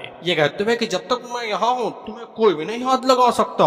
इसके बाद अगला सीन 1 घंटे के बाद का होता है और ये इसी के साथ चपका हुआ है, साले दूर हट जा, चैन से सो लेने देने उसे। फिर हम लोग साइड में लाशें देखते हैं। अब उसी टाइम पे यहाँ पे एक और बंदा आता है तो चेन सतर्क हो जाता है, लेकिन ये नॉर्मल सा था। ये चेन से कहता है कि ये मैं हूँ भाई। चेन उससे कहता है अगर तुम यहाँ पे आए हुए हो इसका मतलब यही है कि कियांग की जो भी फोर्स थी वो पूरी तरीके से खत्म हो चुकी है। तो फिर ये बंदा चेन के पास आके बैठ जाता है और इसी ने शायद से चेन को आगाह किया था कि डीमन आने वाला है, वो ज्यादा हाई लेवल का है, चले जाना चाहिए तुम्हें। तो चेन ने इसे जिंदा छोड़ दिया था उस जगह पे और इसी ने यहाँ पे कियांग के जितने भी लोग थे उन सभी को यहाँ पे लेके आया था, यानी कि ड्रीमी के घर पे, ताकि चेन कियांग के जितने भी लोग हैं उन सभी को एक साथ ही मार दे। अब यहाँ पे कियांग का कोई भी सबऑर्डिनेट नहीं बचा है, तो चेन उससे कहता है कि तुम बचे हुए हो ना। इस पे ये बंदा काफी ज्यादा घबरा जाता है और चेन को बताता है कि वो सिर्फ इसलिए बचा हुआ है क्योंकि वो इन लोगों के लिए थोड़ा बहुत ही काम का था, बल्कि वो तो यहाँ पे मजबूरी से काम कर रहा था क्योंकि उसके बीवी और बच्चे हैं। उसके अलावा सिर्फ ए लेवल का टैलेंट है जो कि ट्रू विजन है, जो कि यहाँ पे रास्ता दिखाने विखाने के काम ही आता है। वो सिर्फ अपनी फैमिली के लिए उनका नौकर बना हुआ था। अगर उसका टैलेंट यहाँ पे थोड़ा सा भी खराब होता तो उन लोगों ने इसे भी मार दिया होता, जैसे कि इसके पूरे इलाके को मार दिया था और इसके दोस्तों वोस्तों को भी। इस पे चेन उससे कहता है कि इसी वजह से तुमने मुझे केयरफुल रहने को कहा था जब मैं बॉस से भिड़ने वाले को कहा। चेन उससे कहता है कि मेरे साथ काम करना चाहोगे, जियांगचन सिटी के अंदर आ सकते हो। इस पे ज़ोंगलो काफी ज्यादा परेशान होता है क्योंकि ऐसा लगता है कि चेन उसकी एबिलिटी का इस्तेमाल करेगा। तो चेन उसे बता देता है कि मेरा ऐसा कोई इरादा नहीं है भाई, तुम्हारी मर्जी, आना है तो आओ, नहीं बाहर में जाओ। इस पे ज़ैंग आगे से बताता है कि वो ये करना चाहता है, वो हिचकिचा बस इसीलिए रहा है क्योंकि कियांग के सेटलमेंट यानी कि विला के अंदर अभी भी उसकी फैमिली है जो कि वहाँ पे गुलाम बनी हुई है। इस पे चेन आगे से कहता है कि मैं उन्हें भी ले सकता हूँ, लेकिन अगर ज्यादा लोग हुए तो फिर डायरेक्टली उन्हें जियांगचन सिटी के अंदर लेके आना काफी ज्यादा टफ टफ होगा, इसलिए तुम्हें यहीं पे हीरो की सिचुएशन को पहले स्टेबलाइज करना पड़ेगा। इसके बाद वो अपने पास से यहाँ पे डीमन ब्लड लाइन वाला पोशन बाहर निकालता है और जैंग को देते हुए कहता है कि इसका इस्तेमाल कर लो, इससे तुम्हारी स्ट्रेंथ इंप्रूव हो जाएगी। मैंने तुम्हें यहाँ पे फ्रेंड रिक्वेस्ट भी भेज दी है, कॉन्टैक्ट मुझे कर लेना जब सिचुएशन यहाँ पे पूरी तरीके से ठीक हो जाए। बाकी अब ये तुम पे है कि तुम यहीं पे रह के वो जैंग को डेवलप करते हो या फिर मेरे साथ जियांग चेन आते हो। इसके बाद जैंग लॉन्ग जब यहाँ से चला जाता है तो चेन अपने स्टोरेज को खोलता है जहाँ पे चेन ने उस गोल्डन मास्क को रखा हुआ था। तो फिर चेन जब उस गोल्डन मास्क की तरफ देखता है तो उसकी आंखें किसी तरफ जा रही थी। चेन अपने मन के अंदर सोचता है कि मुझे अच्छे से याद है जब मैंने इसे स्टोरेज के अंदर रखा था तो फिर इसकी आंखें एकदम सामने थी, लेकिन अब इसकी आंखें तिरछा क्यों देख रही हैं और इसकी नजर कहीं ट्रांसफर स्क्रोल या फिर डीमन ब्लड के ऊपर तो नहीं है। तो चेन आगे से कहता है कि मूवमेंट चेंज कर देते हैं, जगह बदल देते हैं। तो फिर चेन यहाँ पे डीमन ब्लड को नीचे कर देता है तो वो मास्क डीमन ब्लड की तरफ ही देखे जा रहा था। इस पे चेन को समझ में आ जाता है कि इस डीमन ब्लड के साथ कुछ तो गड़बड़ है, ये मास्क उसी की तरफ देखे जा रहा है। यहाँ तक कि ये भड़वा मूवी खोले हुआ था, दे दो भाई दे दो, भूख लगी है, कब से रखे हो इधर, भूखा हूं मैं। वहीं पे ये जो इंफीरियर यानी कि कम क्वालिटी के ब्लड थे, चेन को इनकी जरूरत नहीं थी तो वो उनका इस्तेमाल यहाँ पे मास्क के ऊपर कर सकता था और वो मन के अंदर यही सोचता है कि ये मास्क यहाँ पे लीडो को चाहिए था, पता नहीं ये मास्क मेरे लिए यहाँ पे क्या ला सकता है और क्या मौके दे सकता है। इसके बाद चेन उन डीमन ब्लड को यहाँ पे उस मास्क को खिला देता है तो उसकी खुशी का ठिकाना नहीं था, ये एकदम फूला नहीं समा रहा था। अगला सीन 5 मिनट के बाद का होता है और इसने अब तक यहाँ पे 10-15 बोतलें गटक चुका है ये। और तुम इस मास्क की मुस्कान देखो कि जैसे ये साला सदियों से भूखा था और तुम इसकी मुस्कान देख के मुस्कान की याद आ गई। बगल में रहती थी यार मेरे घर की लड़की, खूबसूरत थी बस दगाबाज थी। इसके बाद चेन उस मास्क की तरफ देखते हुए कहता है, कहा भैया 12 बोतलें गटक के कुछ दो तो कि ऐसे ही निकल जाओगे, खाया पिया कुछ नहीं, कुछ तो दो भाई, इतना हाई लेवल का ट्रेजर कंज्यूम किया है। तो फिर वो मास्क आगे से उल्टी कर देता है, इसको देख के चेन आगे से कहता है इसकी टट्टी भी मैं ही साफ करूं क्या भाई, खिलाओ पिलाओ और टट्टी भी इसकी मैं ही साफ करूं। लेकिन जब चेन उस उल्टी को अच्छे से देखता है तो फिर उसे पता चलता है कि ये उल्टी नहीं ए ग्रेड की उल्टी है। स्पेशल आइटम है भाई ये। इसके बारे में ज्यादा कुछ बताया नहीं गया, बस इतना बताया गया कि ये ऑर्डिनरी डीमन ब्लड एसेंस है जो कि ए ग्रेड का आइटम है, इसका इस्तेमाल कई सारी चीजों में किया जा सकता है। अब जब चेन इसका इस्तेमाल करेगा तो हमें पता चलेगा, लेकिन ये वैल्यूएबल आइटम है। वैसे इसको देखिए चेन काफी ज्यादा खुश हो जाता है, वो अपने मन के अंदर सोचता है अगर वो किसी सीक्रेट रियलम के अंदर चला जाए जहाँ पे डीमन ब्लड की कमी नहीं है तो फिर उसके पास अल्टीमेट यहाँ पे हाई ग्रेड के डीमन ब्लड इक्विपमेंट हो जाएंगे। इसके बाद चेन उस डीमन स्क्रोल की तरफ देखते हुए कहता है कि उसने अभी तक इसे ओपन नहीं किया है। हमें पहले स्क्रोल के बारे में बताया जाता है जो कि एस ग्रेड का स्क्रोल है और ये स्क्रोल सिर्फ तभी मिलेगा जब एक प्योर ब्लड डीमन को मारा जाएगा। अगर स्क्रोल का इस्तेमाल यहाँ पे डीमन अवायस के अंदर जाने के लिए किया जा सकता है, जहाँ पे चेन को डीमन अवायस को कम्प्लीट करना था और उसे कम्प्लीट करने के लिए उसे यहाँ पे 100 इन्फीरियर डीमन को मारना पड़ेगा और 100 फॉलन डीमन को भी। इसके बाद वो अवायस को कम्प्लीट करके बाहर आ सकता है। हालांकि चेन का अभी इतना लेवल हाई नहीं है इसलिए वो इस जॉब को अभी नहीं कर सकता है, वो इसके लिए बाद में सोचता है। इसके बाद रिमी को भी होश आ जाता है तो ये सबसे पहले अपनी आंखें मीचती है और चेन को देख के उसे गले लग के रोने लगती है। एक्सपीरियंस बुरा था अगर रियल लाइफ के हिसाब से सोचा जाए तो इतना रोना धोना बनता है। चेन उससे कहता है टसुए ना वहाओ, सब कुछ ठीक है, मैंने उन कमीनों को मार दिया है। तो फिर रिमी यहाँ पे अपनी फिजिकल कंडीशन को दोष देती है कहते हुए कि वो कमजोर है, वो चाहती है उसकी फिजिकल ट्रेनिंग यहाँ पे डबल कर दी जाए। लेकिन चेन उससे कहता है कि ज्यादा जोर दोगे तो फिर कमजोर और ज्यादा हो जाओगी, जो एक्सरसाइज अरेंज की गई है उसी को ही करो तो बेहतर हो जाओगी। अभी के लिए सिर्फ अपनी स्किल्स के ऊपर कंट्रोल करने के बारे में सोचो। लेकिन रिमी आगे से बताती है कि उसके लिए एक्सपीरियंस पॉइंट लगेंगे जो कि बहुत ही ज्यादा है। उसने आसपास के इलाके के सभी मॉन्स्टर्स को मार दिया है, अब यहाँ पे कुछ भी माल नहीं बचा है। अब रिमी के पास कोई भी ऑप्शन नहीं बचा है, उसके पास कोई एबिलिटी नहीं है कि वो बाहर जाके डंजन वंजन ढूंढ सके और ना ही सपनों के अंदर कोई माल वाल बचा है। तो चेन उससे कहता है टसुए कहा है वहां रही हो, जियांगचन सिटी चलो ना, वहाँ पे कई सारे डंजन है, तुम वहाँ पे जाके लेवल अप कर सकती हो। इसके लिए रिमी मान जाती है और वो तुरंत अपना सामान वामान पैक करने लगती है। तो चेन उसे पकड़ता है ये कहते हुए अगर पैरों से जाओगे 2 महीने लग जाएंगे, मेरे साथ चलो जल्दी पहुंचा दूंगा। जिसके बाद वो बिल्डिंग से कूदता है और दोबारा स्पाइडरमैन की तरह कूदते फांदते जियांगचन सिटी की तरफ आगे बढ़ने लगता है। लेकिन जियांगचन सिटी पहुंचने से पहले वो एक जंगल के अंदर रुकता है जो वही विलेज था जहाँ पे डीमन को समन करके मारना वारना था। रिमी चेन से पूछती है कि ये सीक्रेट रियलम है ना जहाँ पे सीक्रेट डंजन वंजन है, हमें यहाँ पे क्यों लाया गया है। इस पे चेन उसे बताता है कि यहाँ पे ज्यादातर फायदा ही रहेगा, एक्सपीरियंस पॉइंट मिलेगा तुम्हें। तो रिमी को लगता है उसे यहाँ पे अपनी चीख निकाल के दोबारा डीमंस को बुलाना है। तो चेन उसे कहता है नहीं, ये रियल वर्ल्ड है, हर एक स्किल जो तुम इस्तेमाल करोगी वो क्रूसियल है, इसलिए सोच समझ के फैसला लो। इसलिए वो रिमी से कहता है कि बाहर इंतजार करो जब तक मैं काम खत्म करके नहीं आता। लेकिन इस बार जब चेन विलेज के अंदर घुसता है तो फिर यहाँ पे तीसरे नियम को हटा दिया गया था, यानी कि जो डीमन को मारने वाला था उसे हटा दिया गया था, बस 2 ही टास्क बचे थे। बेसिकली यहाँ पे डीमन ब्लड लाइन बचे ही नहीं थे तो फिर तीसरा टास्क क्यों दिया जाएगा। इसीलिए चेन यहाँ पे सेकंड बॉस को ही मारता है जो कि विलेजर्स का हेड था, जो कि यहाँ पे डीमन को समन करने की तैयारी कर रहा था। ये लोग चेन को हल्के में लेते हैं और उससे कहते हैं तुम बाहरी वाले यहाँ पे समन होने के लिए रेडी हो जाओ, तुम्हारा इस्तेमाल डीमन को सेक्रीफाइस करने के लिए किया जाएगा। हालांकि चेन पलक झपकते है उसके सामने आ जाता है और एक झटके के अंदर उसे डिवोर ओवर कर जाता है। वो सभी विलेजर्स एक साथ चन के ऊपर हमला करते हैं, लेकिन चन शील्ड का इस्तेमाल करता है और ब्लॉक करते हुए उन सभी को ही मार गिराता है। चन ने यहाँ पे दूसरे वाले बॉस को मारा था जिसका नाम डार्क प्रीस्ट था, उसका लेवल 15 था, तो फिर चन को यहाँ पे 45,000 एक्सपीरियंस पॉइंट मिलते हैं। इसके बाद चन वहाँ पे जितने भी विलेजर बचे हुए थे उन सभी के ऊपर हमला करता है और उन्हें मार गिराता है। वहीं पे उन सभी की बॉडीज को एब्जॉर्ब करते जा रहा था और इनके अंदर जो ब्लड लाइन था उसे अलग कर दे रहा था। वहीं पे चन के लिए इन्हें मारना एकदम मक्खी के बराबर ही था, वो बस इन्हें यहाँ पे एवोल्यूशन पॉइंट्स के लिए मार रहा था और काम ही क्या है उसके पास। वहीं पे लोग ड्रीमी को देखते हैं जो कि बाहर बैठ के चन के आने का इंतजार कर रही थी। इसे भी नोटिफिकेशन मिल रहा था कि चन ने बॉस को मार दिया, लेकिन छोटे मोटे मिनी बॉसेस बचे हुए हैं तो फिर उसे टाइम लगेगा। ड्रीमी अपने मन के अंदर वही सोच रहे थे जो हम बचपन में सोचा करते थे कि पापा किसी काम से बाहर लेके गए और रुको आ रहा हूँ, और हम सोचते रहते हैं कि छोड़ के चले गए हमें। मैंने तो एक बार ये भी इमेजिन कर लिया था कि भीख मांग के जीना पड़ेगा, बट लकीली पापा 2 मिनट में वापस आ गए थे, भीख मांग के जीना नहीं पड़ा। इसीलिए ड्रीमी भी यही सोच रही थी कहीं चन उसे भूल तो नहीं गया। लेकिन उसी टाइम पे चन भागते हुए इसके पास आता है और बताता है कि जल्दी से अपनी स्किल तैयार करो, जो सबसे ज्यादा लीथल स्किल इस्तेमाल कर सकती हो वही करना। इसके लिए ड्रीमी मान जाती है, ये कहते हुए कि अपनी पूरी कोशिश करेगी। लेकिन जब उसे दिखाई देता है कि बहुत सारे आ रहे हैं तो वो आगे से सोनिक ब्लास्ट करती है और सभी ज़ॉम्बीज को एक झटके के अंदर ही मार देती है। इससे उसे यहाँ पे कई सारे एवोल्यूशन पॉइंट मिलते हैं और वो भी लेवल अप कर जाती है। इसलिए ड्रीमी चन को शुक्रिया कहती है क्योंकि वो काफी ज्यादा एक्सपीरियंस पॉइंट गेन कर लिए और वो लेवल यहाँ पे 16 पे पहुंच गई है, सॉरी 6। चन भी लेवल 9 पे पहुंच चुका था और इन दोनों को यहाँ पे फायदा हुआ था। इसलिए ड्रीमी उसके ऊपर लपक पड़ती है, ये कहते हैं लव यू। उसे टाइम पे सॉन्ग चन के पास वीडियो कॉल करती है, जिसपे ये लोग सॉन्ग की तरफ देखते हैं तो वहाँ का मूड कुछ ज्यादा ही एकदम बेहाल था। सॉन्ग उसे पूछती है कहाँ हो भैया, 1-2 महीना का दिन छोड़ के चले गए होगा हम लोगन का। एक गॉब्लिन जैसा कोई बंदा यहाँ पे आया है जो खुद तो गॉड ऑफ ट्रेडिंग कह रहा है और वो किसी सेटलमेंट के लिए आया है। चन अपने मन के अंदर सोचता है कि ये तो लीडो है, ये वहाँ पे क्या कर रहा है। सॉन्ग उसे पूछती है तुम इसे जानते हो क्या। दरअसल लीडो उस जगह पे चन के जरिए नहीं बल्कि उस जगह के लिए गया था। लीडो को ये लगा कि यहाँ पे भी कोई पावरफुल बंदा होगा, इतना बड़ा फंक्शन बनाया है तो वो शायद से इन्वेस्ट कर सकता है उसके ऊपर, लेकिन उसे पता नहीं है कि ये जगह होल्ड करने वाला चन ही है। सॉन्ग यहाँ पे चन को बताती है कि वो 1 या 2 दिन पहले आया था, वो हमें कुछ ऑफर कर रहा था जैसे कि सिल्वर सिटी इन्वेस्टमेंट के रूप में, लेकिन सिर्फ तभी जब उसका गॉब्लिन गिल्ड वहाँ पे स्टेब्लिश्ड होगा, वो भी एकदम सेंटर में, और साथ ही में उसके गॉब्लिन गिल्ड को यहाँ पे टैक्स नहीं देना पड़ेगा। यानी उनकी जो कमाई होगी सिटी उनसे टैक्स नहीं लेगी, जैसे कि हर किसी से लेती है 1 कॉपर कॉइन। वहीं पे चन को सिल्वर सिटी फाउंडिंग ऑर्डर के बारे में बहुत ज्यादा अच्छे से पता था कि ये काफी ज्यादा रेयर चीज होती है, क्योंकि ऐसी सिटीज को यहाँ पे यूनिवर्सल विल भी रिकॉग्नाइज करती है और इसके कई सारे फायदे होते हैं एक सिटी होने के।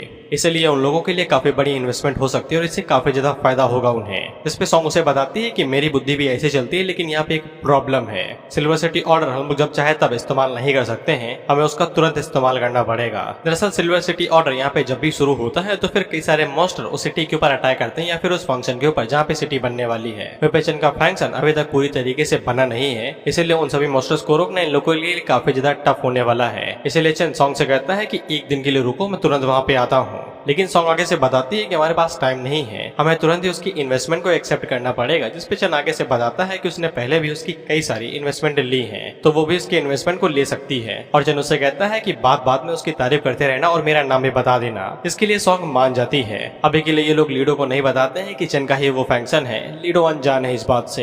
इसके बाद चन ड्रीमी को अपने पास बुलाता है और उससे कहता है कि ये सभी इक्विपमेंट है जो कि तुम्हारी फिजिक को इंक्रीज कर देंगे और ये तुम्हें डिफेंस भी देंगे। इसके लिए ड्रीमी मान जाती है और वो कहती है कि ठीक है मैं पहन लूंगी। चन उससे कहता है पहन लूंगी नहीं, अभी पहनो। हम लोग फुल स्पीड से फंक्शन की तरफ आगे बढ़ने वाले हैं। तो फिर हम लोग ड्रीमी को देखते हैं जो कि गर्मियों में सर्दी वाले कपड़े पहने हुए थी। नॉर्मल कपड़े ना समझो भाई, इससे सच में यहाँ पे डिफेंस और बाकी सब चीजें बढ़ गई थी। इसके बाद हम लोग सॉन्ग को देखते हैं जो कि लीडो के पास आती है और उससे कहती है कि वो उसकी इन्वेस्टमेंट को यहाँ पे एक्सेप्ट कर लेगी। इस पे लीडो आगे से कहता है उसे पता था कि सॉन्ग यहाँ पे काफी ज्यादा समझदार बच्ची है, इसमें कोई दो राय नहीं है कि उसकी वजह से ही यहाँ पे ट्रायल शुरू होने के कुछ ही दिनों के अंदर उन्होंने इतना बड़ा स्टेटमेंट यहाँ पे बना लिया। यहाँ तक कि वो अभी भी यहाँ पे कई सारे कारनामे करते जा रहे हैं। वो लगातार लोगों को इवॉल्व करने में भी मदद कर रही है। इस पे सॉन्ग भी वही काम करती है जो चेन ने किया था, लीडो की भर भर के तारीफ एकदम लगातार। कुछ लोग मक्खन रगड़ते हैं, ये लोग उसे डुबा ही देते हैं कि लीडो को निचोड़ दो तो फिर 2-3 किलो निकल आए। जिसपे लीडो और ज्यादा खुश हो जाता है। वो आगे से कहता है मुझे पता है कि ये जगह सबसे ज्यादा बेहतरीन इन्वेस्टमेंट के लिए, और वो उन लोगों से कहता है कि प्लीज मेरी गॉब्लिन गिल्ड को यहाँ पे रहने दो।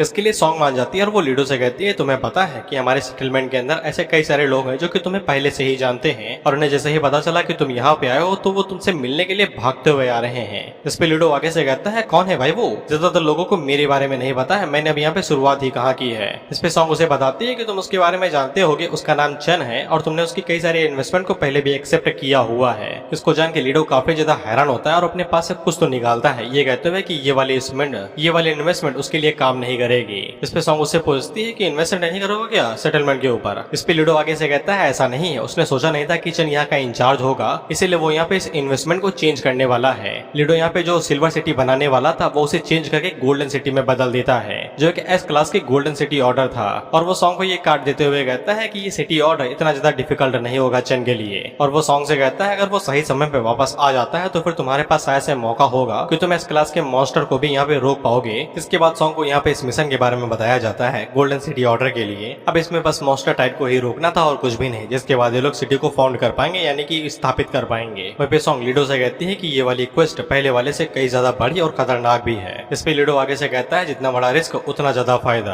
अगर हिम्मत है तो फिर एक्सेप्ट कर लो, नहीं तो वापस कर दो। जिसके लिए सॉन्ग कहती है काहे नहीं एक्सेप्ट करूंगी भाई, जब तक उन लोगों के पास चेन है तो फिर वो लोग किसी भी चीज से नहीं घबराते हैं। जिसके बाद अगला सीन एक दिन के बाद का होता है और एक दिन के बाद चेन यहाँ पे आ जाता है। वहीं पे वो सॉन्ग को आते ही बता देता है कि आसपास कई सारे मॉन्स्टर इकट्ठा होना शुरू हो चुके हैं और उन्होंने रोड पूरी तरीके से सील कर दी है। चेन उसकी तरफ भागते हुए आती है तो चेन उसे कहता है कि इसे लो और इसे बेडरूम के अंदर डाल दो और मुझे बताओ कि यहाँ पे हालात कैसे हैं। जिसपे सॉन्ग उसे बताती है कि उनके पास ज्यादा से ज्यादा 20 मिनट है। उन लोगों ने यहाँ पे टेरिटरी के हिसाब से 3 लाइन की डिफेंस बना दी है। ये जो चांदी चांदी सा दिख रहा है ये सेटलमेंट एरिया यानी कि फंक्शन है और यहीं पे इन लोगों को डिफेंस रखना है ताकि मॉन्स्टर अंदर न घुसे, बाकी चारों तरफ से मॉन्स्टर हमला करते ही रहेंगे। चेन सॉन्ग से कहता है कि तुमने काफी ज्यादा अच्छी तैयारी की है, थोड़ी दिनों के बाद हम लोग यहाँ पे सब कुछ रेडी कर देंगे। और फिर सॉन्ग अपने पास से एक सूटकेस बाहर निकालती है और वो चेन को बताती है। किचन के जाने के बाद उन लोगों ने लगातार यहाँ पे सीवर डंजन को एक्सप्लोर किया और जो प्लेग सूट का आखिरी हिस्सा बचा हुआ था उन्हें वो मिल गया है। इस पे चेन सॉन्ग से कहता है कि तुम्हें यहाँ का इंचार्ज बनाना मेरा बेस्ट डिसीजन था।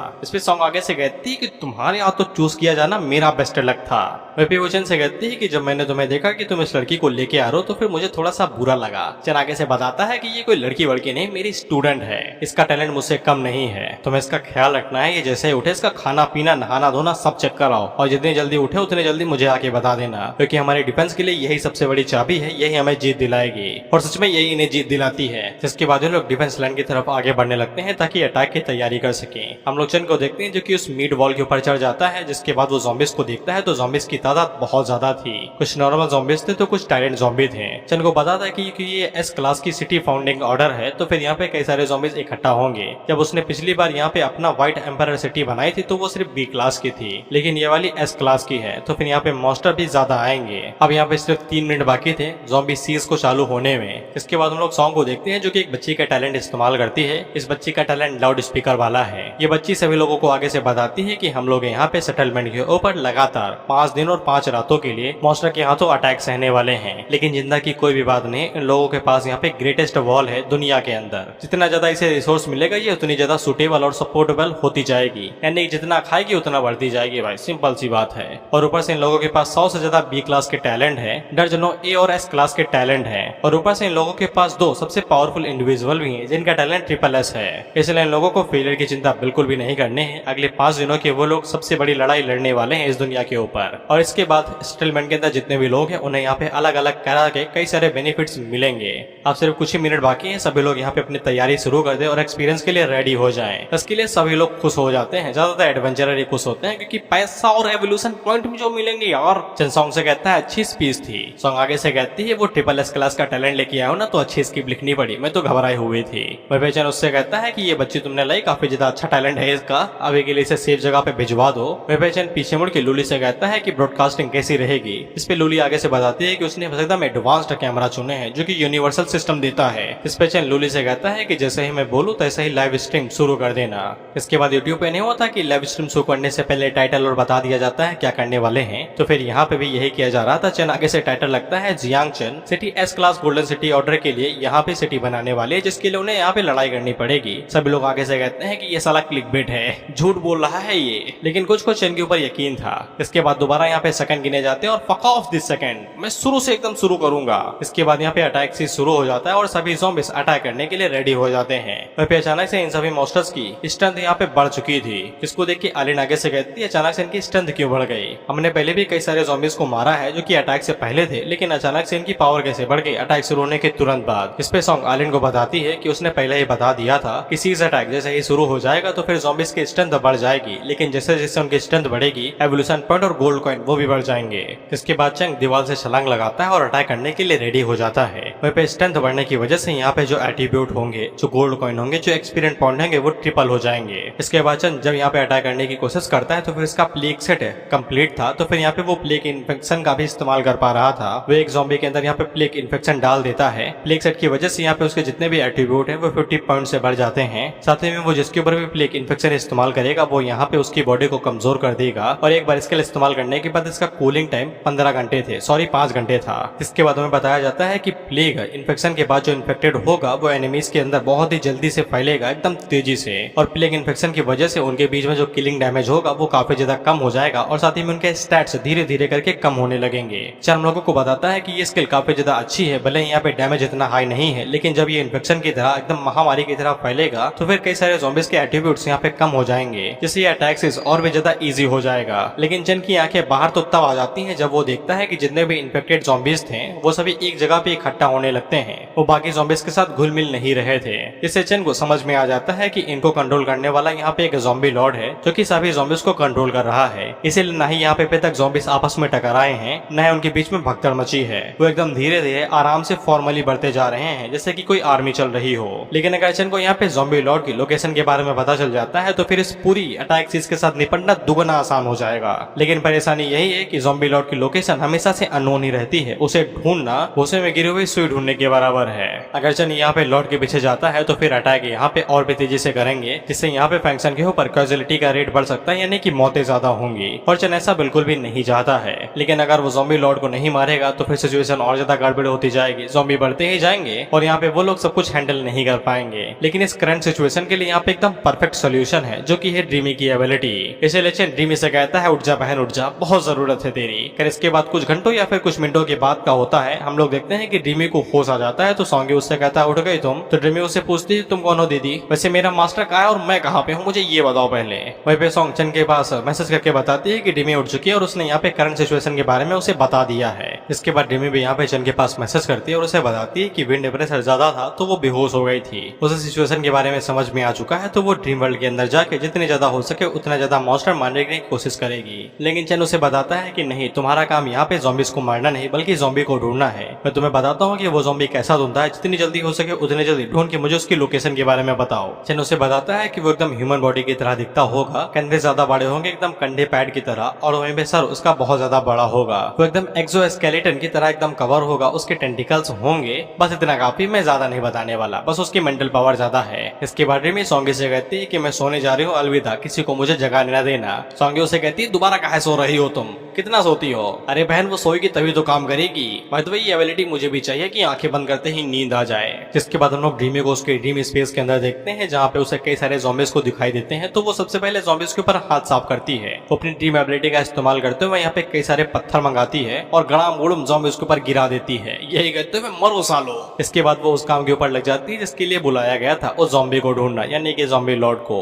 इसके बाद दिन खत्म हो जाता है और शाम को चन ऊपर आता है और सॉन्ग से पूछता है कि कितनी कैजुअलिटी हुई, तो सॉन्ग आगे से बताती है कोई भी नहीं मरा है और ना ही वॉल्स के ऊपर ज्यादा डैमेज हुआ है। वो लोग अटैक करने के लिए गए थे, उन्होंने चेक किया कि वॉल्स के ऊपर ज्यादा डैमेज नहीं हुआ और उन्हें बस हल्की फुल्की चोटें ही आई हैं। चन उसे कहता है ठीक है, बाकी लोगों को अभी भी यहाँ पे सिटी के ऊपर लगाए रखना कि वो वॉल्स को गार्ड करते रहे। सिचुएशन इतनी भी ज्यादा इजी नहीं हुई अभी तक। इसके बाद चन सॉन्ग को भी यहाँ पे ज़ॉम्बी लॉर्ड के बारे में बता देता है, जिसके बारे में जान के वो भी काफी ज्यादा हैरान हो जाती है। ये कहते हुए कि इस रैंक का ज़ॉम्बी यहाँ पे है क्या। इस पे चन आगे से बताता है कि आज तो यहाँ पे सिर्फ इनहैंस वर्जन वाले ज़ॉम्बी आए थे और साथ ही में कुछ अजीबोगरीब ज़ॉम्बी आए थे। लेकिन जिनको ऐसा लगता है कि ज़ॉम्बी लॉर्ड यहाँ पे अपनी खुद की आर्मी अभी बना रहा है और वो स्ट्राइक करने के लिए तैयारी कर रहा है। लेकिन जब वो स्ट्राइक करेगा तो वो काफी ज्यादा गंभीर और खतरनाक होगी। इसके बाद हम लोग ड्रीमी को देखते हैं जो कि जिनकी तरफ भागते हुए आ रहे थे और उसकी एज बता दो भाई मुझे कोई प्लीज। इसकी हरकतें देख के मुझे नहीं लगता है कि ये 19 की है। खैर जैसे ही यहाँ पे ड्रीमी को देखता है तो वो सॉन्ग से कह देता है लुली को कह के कि स्ट्रीमिंग रुकवा दो। इस पे सॉन्ग आगे से बताती है कि उसने पहले ही कैमरा यहाँ से हटा दिया है। तो यहाँ पे चन आगे से बताता है कि ड्रीमी उन लोगों लिए काफी ज्यादा जरूरी है, उसकी एबिलिटीज को कभी भी बाकी लोगों के सामने पता नहीं लगना चाहिए। चाहिए, क्योंकि पिछली टाइमलाइन के हिसाब से अब तक ड्रीमी पैदा ही नहीं हुई थी, मर चुकी थी वो,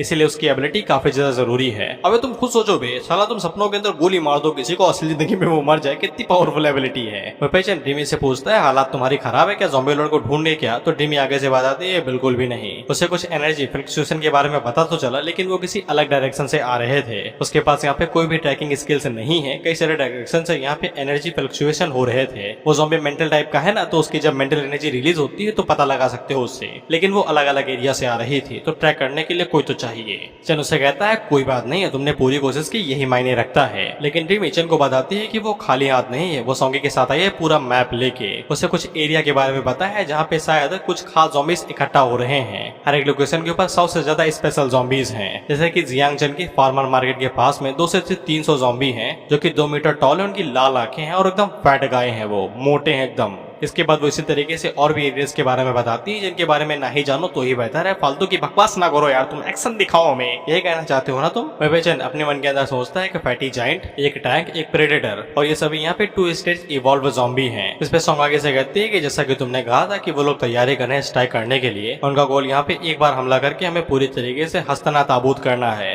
वेबेचन आगे से कहता है अगर वो सिर्फ उसको टारगेट करते हैं तो फिर उनका जीतना तय है, लेकिन ज़ॉम्बी लॉर्ड के ऑर्डर की वजह से वो कभी भी उसे टारगेट नहीं करेंगे, वो सिर्फ सिटी के अंदर घुस के यहाँ के लोगों को मारने की कोशिश करेंगे। इसके बाद ये सब कुछ सिर्फ एक गेम के अंदर बदल जाएगा, इसके अंदर बस एक ही रूल है कि कौन किसको पहले मारता है, और मुश्किल से ही इनमें से सिर्फ 10% लोग ही सर्वाइव कर पाएंगे। इस पे सॉन्ग पीछे मुड़ के बड़े स्टाइल से कहती है कि ज़ॉम्बी लॉर्ड को पहले मारना पड़ेगा, मैं अभी जाके देखती हूँ कोई इवॉल्वर है क्या जिसके पास यहाँ पे कोई टैलेंट हो ज़ॉम्बीज को ट्रैक करने वाला। चन आगे से कहता है काहे मेहनत करती हो बाबू, हमें पास पहले से ही सुटेबल कैंडिडेट है। और चन यहाँ पे किसे कॉन्टेक्ट करता है, हान साओ को। हान साओ यहाँ पे आता है जो कि ड्रीमी की एबिलिटी की वजह से आया था, पहले बता दूं वो संघाई से इतना बड़ा ट्रैवल नहीं कर सकता है, उसको 3-4 दिन लग जाएंगे, लेकिन ड्रीमी की ड्रीम वर्ल्ड की वजह से बस 2-3 मिनट। साओहान जब इस विला के पास आता है वो आगे से कहता है विला बढ़िया है भाईजान, कितने पैसे देने पड़ेंगे यहाँ पे रहने के लिए? चन आगे से कहता है फ्री में रह लेना, 3-4 मदद कर दो बस। इस पे साओहान आगे से काफी ज्यादा खुश हो जाता है, ये कहते हुए कि खून पसीना बहा दूंगा आपके लिए। इसके बाद ड्रीमी चन से पूछती है कि उन्हें किस टाइप का स्पेशल ज़ॉम्बी पहले मारना है। चन आगे से कहता है टीवी टावर चलते हैं। इसके बाद अगला सीन टीवी टावर का होता है, हम लोग यहाँ पे मॉन्स्टर्स को देखते हैं, ये साले स्पाइडरमैन के दीवाने हैं, चढ़े जा रहे हैं ऊपर। इनसे ज्यादा अच्छी एबिलिटी तो मेरे घर के मकोड़ों के पास में सड़सड़ाते हुए चढ़ जाते हैं। शर्म लोगों को बताता है कि विस्लर सिर्फ ऐसे ज़ॉम्बीज हैं जो कि यहाँ पे वॉल को इग्नोर कर सकते हैं, और इसी टाइप के ज़ॉम्बी से यहाँ पे उन लोगों के फंक्शन के लिए सबसे बड़ा खतरा है। अगर वो लोग इन्हें मार देते हैं तो फिर खतरा कम हो जाएगा। ऑफ कोर्स भाई दीवार के ऊपर चढ़ लोगे तो फिर क्या ही जरूरत है दीवार तोड़ने की।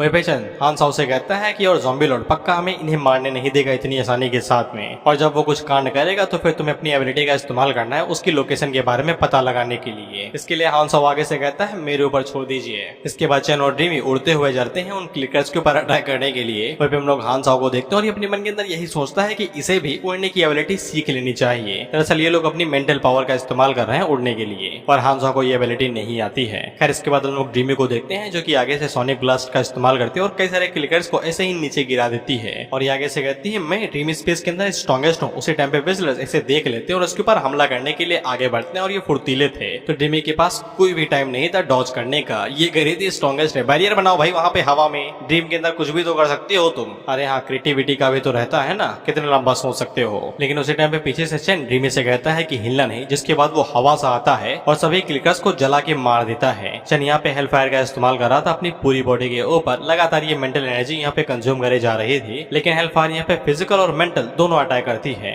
इसलिए जो भी इसके कॉन्टेक्ट में आता है वो जल के मारा जाता है। इसके बाद चैन यहाँ पे अर्थली स्पाइक्स का इस्तेमाल करता है और बिल्डिंग के अंदर से स्पाइक्स निकाल के और भी ज़ॉम्बीज को यहाँ पे मार गिराता है। इसके बाद ये दोनों अपनी इसी एबिलिटी का इस्तेमाल करते रहते हैं और यहाँ पे ज़ॉम्बीज को मारते रहते हैं। इसके बाद आखिरी बचे हुए को चन यहीं पे ही मार गिराता है, वहीं पे उन्हें मारने के बाद ये इन्हें डिवोर भी कर लेता है। वहीं बेटी मेचन को बताती है कि यहाँ पे कम से कम 297 ज़ॉम्बीज आए थे, ये सिर्फ दूसरा दिन है, लेकिन इसके बावजूद इतने सभी इलाइट ज़ॉम्बीज यहाँ पे इकट्ठा हो गए। इस पे चन आगे से बताता है कि ऑफ कोर्स यहाँ पे स्पीड टाइप तो इतनी जल्दी इकट्ठा हो ही जाएंगे, पूरी जियांगचन सिटी से ये सभी यहाँ पे आए हुए होंगे, और ऑफ कोर्स यहाँ पे और भी आ सकते हैं अगर यहाँ पे ज़ॉम्बी लॉर्ड मरता नहीं है। बिना ज़ॉम्बी लॉर्ड की लीडरशिप के वो पूरी तरीके से यूजलेस हो जाएंगे और अटैक नहीं कर पाएंगे। तो ड्रीमी चन से कहती है कि हमें किसी दूसरी जगह पे भी चलना चाहिए क्या जहाँ पे वो सभी इकट्ठा हो रहे थे। उसी टाइम पे चन को महसूस होता है कि हान साओ ने अपना इमेजिनरी नाइफ उसकी तरफ फेंका है, तो चन उसे पकड़ता है, जहाँ पे हान साओ बताता है कि उसे वो ज़ॉम्बी लॉर्ड मिल चुका है। इसके बाद हान साओ यहाँ पे चन को बताता है कि वो साइकिक एनर्जी फ्लक्चुएशन यहाँ पीछे से आ रहा था एकदम माउंटेन के पीछे से।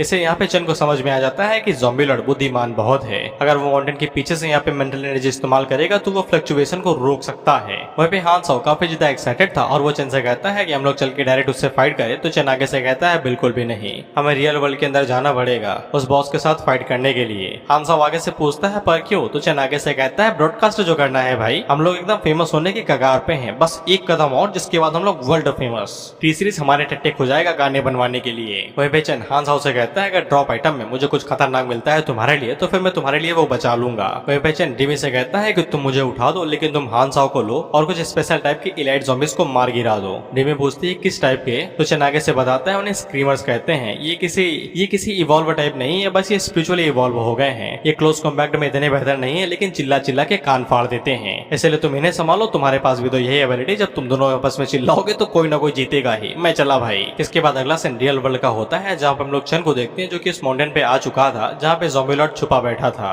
वहीं पे चन को समझ में आ रहा था कि इस ज़ॉम्बी लॉर्ड की एबिलिटी डिसेंट बिल्कुल भी नहीं होने वाली है क्योंकि उसे यहाँ पे हाई लेवल के वायरस की खुशबू आ रही थी। अब उसी टाइम पे दो ज़ॉम्बीज पीछे से बाहर निकलते हैं जो कि चन के ऊपर अटैक कर देते हैं और ये मुझे पोकेमॉन के सीजर्स की तरह लग रहे हैं। चन हम लोगों को बताता है कि इन्हें हंटर्स कहा जाता है जो कि स्पीड इवॉल्वर टाइप है, लेकिन इनकी स्पीड यहाँ पे हंटर्स से भी ज्यादा तेज है। ये पक्का ज़ॉम्बी लॉर्ड के बॉडीगार्ड्स होंगे। जिसके बाद वो दोबारा चन के ऊपर अटैक करने के लिए कोशिश करते हैं लेकिन चन उनके हाथों को पकड़ लेता है अपनी शील्ड और क्लॉ का इस्तेमाल करके। वहीं पे चन ने खुद को जानबूझ के कमजोर दिखाया था ताकि ये एकदम से अटैक कर दें और चन को यहाँ पे फाइट लंबी न खींचनी पड़े, ये तो साली ये छुप छुप के अटैक करते। जब चन यहाँ पे एक हंटर को सामने से संभाले हुए था तो फिर उसी टाइम पे दूसरा वाला पीछे से अटैक करने की कोशिश करता है लेकिन चन मौके देखते ही यहाँ पे दूसरे वाले को पकड़ता है और उसे पीछे वाले के ऊपर दे मारता है धड़ाम से, जिससे उन दोनों की बुद्धि खनखना जाती है और ये बेहोश हो जाते हैं झटके के अंदर। वहीं पे चन मौका देखते हैं यहाँ पे अपने हैमर का इस्तेमाल करता है और दोनों की मुंडी के ऊपर मार के उनकी मुंडी फोड़ देता है। इसके बाद वो इन्हें डिवोवर भी कर लेता है। वहीं पे चन जब इन्हें पूरी तरीके से डिवोवर कर लेता है तो फिर उसे एवोल्यूशन पॉइंट मिलते हैं। इससे उसके वेपन यहाँ पे न्यू फॉर्म ले लेते हैं जो कि साइट था, इसको ब्लीड फॉर्म बोला गया है। इसके बाद चन थोड़ा सा और आगे बढ़ता है तो फिर उसके ऊपर यहाँ पे मेंटल साइकिक एनर्जी से हमला होने लगता है। इसके बाद चन ज़ॉम्बी लॉर्ड की तरफ देखता है और कहता है मुझे तो लगा तुम मौका देखते ही यहाँ से खिसक लोगे, लेकिन किसने सोचा था कि तुम सीधा मुझे मारने की ही कोशिश करोगे। वहीं पे चन ने जैसा बताया था ये बिल्कुल वैसा ही था, बस थोड़ा बहुत अलग था। मुंडी के ऊपर मशरूम उगे हुए हैं कुकुरमुत्ता ज़ॉम्बी। इसके बाद चन मौका देखते हैं यहाँ पे बॉस के ऊपर अटैक करता है और एक झटके के अंदर उसके दो टुकड़े कर देता है। वहीं पे चन को भी अजीब लगता है कि ये इतना कमजोर तो साला नहीं होना चाहिए। अब इसी के बाद सॉन्ग यहाँ पे अचानक से आ जाती है जो कि चन से चिपक जाती है ये कहते हुए कि तुमने ज़ॉम्बी लॉर्ड को मार दिया और वहीं पे हम लोगों ने ज़ॉम्बी अटैक को पूरी तरीके से रोक लिया। अब सब कुछ एकदम कुशल मंगल है, हम लोगों को सेलिब्रेट करना चाहिए। इसके बाद यहाँ पे बाकी लौंडिया समाज भी आ जाता है चन के साथ सेलिब्रेट करने के लिए। वहीं पे ये सभी चन के साथ चिपकी जा रहे हैं, वो भी कुछ ज्यादा ही। मैं जब पहले पढ़ रहा था तो फिर एक सेकंड के लिए मैं धोखा खा गया था, लेकिन चन भाई साहब नहीं खाया। वो आगे से कहता है कि ये सब कुछ इल्यूजन है और कुछ भी नहीं, जिसके बाद वो उन सभी को काट के रख देता है। और ऑफ कोर्स ये सब कुछ इल्यूजन ही था, नहीं तो ये मारी ना जाती। फैन सर्विस कहाँ से मिलती हमें। चन ज़ॉम्बी से कहता है इल्यूजन एकदम परफेक्ट, एकदम बढ़िया चुम्मेश्वरी, लेकिन मेरे इरादे और जजमेंट बिल्कुल अलग है। मैं किसी के ऊपर भी दया नहीं दिखाता और ऊपर से तुम्हारी मेंटल एनर्जी मुझसे काफी ज्यादा कम है, तो फिर इल्यूजन मेरे ऊपर काम नहीं करने वाले। ज़ॉम्बी भी आगे से कहता है कि क्या बवाल चीज है भाई, कहाँ आ गया मैं। इस पे चन उससे कहता है अरे मेरे ज़ॉम्बी बॉट को डर लग रहा है क्या। इसके बाद हम लोगों को यहाँ पे चन की पूरी फाइट के जरिए जो ब्रॉडकास्टिंग हो रही, लाइव स्ट्रीम हो रही है, उसके कमेंट्स दिखाए जाते हैं जो चन के टैलेंट के बारे में ही बात करते हैं, तो मैं इन्हें बार बार इंक्लूड नहीं करूंगा। दिक्कत होती है भाई, फाइट सीक्वेंस एक्सप्लेन करो या फिर इनकी बातें करो, तुम ही बताओ। इसके बाद हम लोग सेंटर को देखते हैं जहाँ पे सॉन्ग सभी लोगों से कहती है कि फ्रंट लाइन के ऊपर अटैक करने के लिए रेडी हो जाओ। हम लोग देखते हैं कि यहाँ पे फिजिकल इवॉल्व ज़ॉम्बी आए थे जिनको यहाँ पे बजरगर कहा गया है और इनकी स्ट्रेटेजी लाजवाब है। ये मोटे वाले छोटे ज़ॉम्बीज को पकड़ते हैं और उठा के इन्हें यहाँ पे दीवार के ऊपर फेंकने लगते हैं। हम लोग सॉन्ग को देखते हैं जो कि दीवार के ऊपर ही चढ़ी हुई थी। वो सभी लोगों से कहती है कि एकदम जगह बना लो, जैसे ही ज़ॉम्बी दिखाई दे मार दो। इसके बाद हम लोग कुछ इवॉल्वर्स को देखते हैं जो कि एरो शूट कर रहे थे और कुछ रेजिस्टेंट का इस्तेमाल करके जो वहाँ पे आ रहे थे उनका डायरेक्शन चेंज कर दे रहे थे। लेकिन ये लोग कितनी भी कोशिश कर ले, एक दो ज़ॉम्बी यहाँ पे लैंड हो ही जाते हैं जो कि आते ही वहाँ पे सोनिक ब्लास्ट का इस्तेमाल करते हैं, जिससे ये लोग डिस्ट्रैक्ट हो जाते हैं और डर के मारे यहाँ से भागने लगते हैं। इन्हें ये लगता है कि दीवार टूट चुकी है, अब ये लोग मारे ही जाएंगे। लेकिन उसी टाइम पे हम लोग सॉन्ग को देखते हैं जो कि एमिस्ट यानी क्रिस्टलाइज का इस्तेमाल करते हुए वहाँ पे स्पिनिंग ब्लेड बनाती है जो एक साथ कई सारे ज़ॉम्बीज को मार गिराती है। वहीं पे हम लोग आलिन को भी देखते हैं जो कि असैसिन एबिलिटी का इस्तेमाल करते हुए वहाँ पे सभी ज़ॉम्बीज को मारते हुए जा रही थी। इसके बाद हम लोग उस ज़ॉम्बी को देखते हैं जिसने सोनिक ब्लास्ट किया था, तो सॉन्ग आगे से अपनी क्रिस्टलाइज का इस्तेमाल करती है और वहाँ पे एक क्रिस्टल बना के उसके सीने के अंदर घुसा के उसे मार देती है। इसके बाद वो सभी लोगों से कहती है कि हर कोई शांत रहो, चन यहाँ पे जैसे ही कमांडिंग लॉर्ड को मार देगा तो फिर इनके साथ निपटना और ज्यादा इजी हो जाएगा। इस पे सभी लोगों के अंदर दोबारा कॉन्फिडेंट आ जाता है। वहीं पे जो लोग लाइव स्ट्रीम देख रहे थे वो आगे से कहते हैं क्या स्ट्रांग औरत है, मैं तो उसका कुत्ता बनने को भी तैयार हूँ। तो दूसरा बंदा आगे से कहता है कि ये पहले से ही किसी की औरत है तो इसका कुत्ता क्या बनाएगा रे तू। इसके बाद हम लोग चन को देखते हैं जो कि यहाँ पे एक टायरेंट ज़ॉम्बी के साथ फाइट कर रहा था, तो वो उसके ऊपर भी प्लेग सेट का इस्तेमाल करता है और बॉडी के अंदर इन्फेक्शन डाल देता है। हालांकि जब चन उसके साथ फाइट कर रहा था तो भी कोई उसके ऊपर पीछे से अटैक करता है तो चन उसके अटैक को डॉज करता है। और ऑफ कोर्स यहाँ पे हेटर्स थे वो चन से यही कह रहे थे कि ये खुद को ज्यादा ही समझता है, ये पीला जाएगा। खैर चन के ऊपर अटैक करने को वाला ये एपो स्टेट था, पता नहीं क्या है ये। वहीं पे कमेंट सेक्शन वाले पूछ रहे थे कि ये क्या चीज है भाई, तो वो लोग आगे से बताते हैं हमें क्या पता भाई, हम तो सिर्फ चन को मरने के लिए देखने आए हुए हैं। इसके बाद वहाँ पे एक और ज़ॉम्बी आ जाता है हमला करने के लिए, तो सभी लोग आगे से कहते हैं लो एक और आ गया। पता नहीं ज़ॉम्बी लॉर्ड ने यहाँ पे कितने सभी मॉन्स्टर्स को छुपा के रखा है। वैसे इसका नाम फिजिकल माउंटेन मीट माउंटेन था।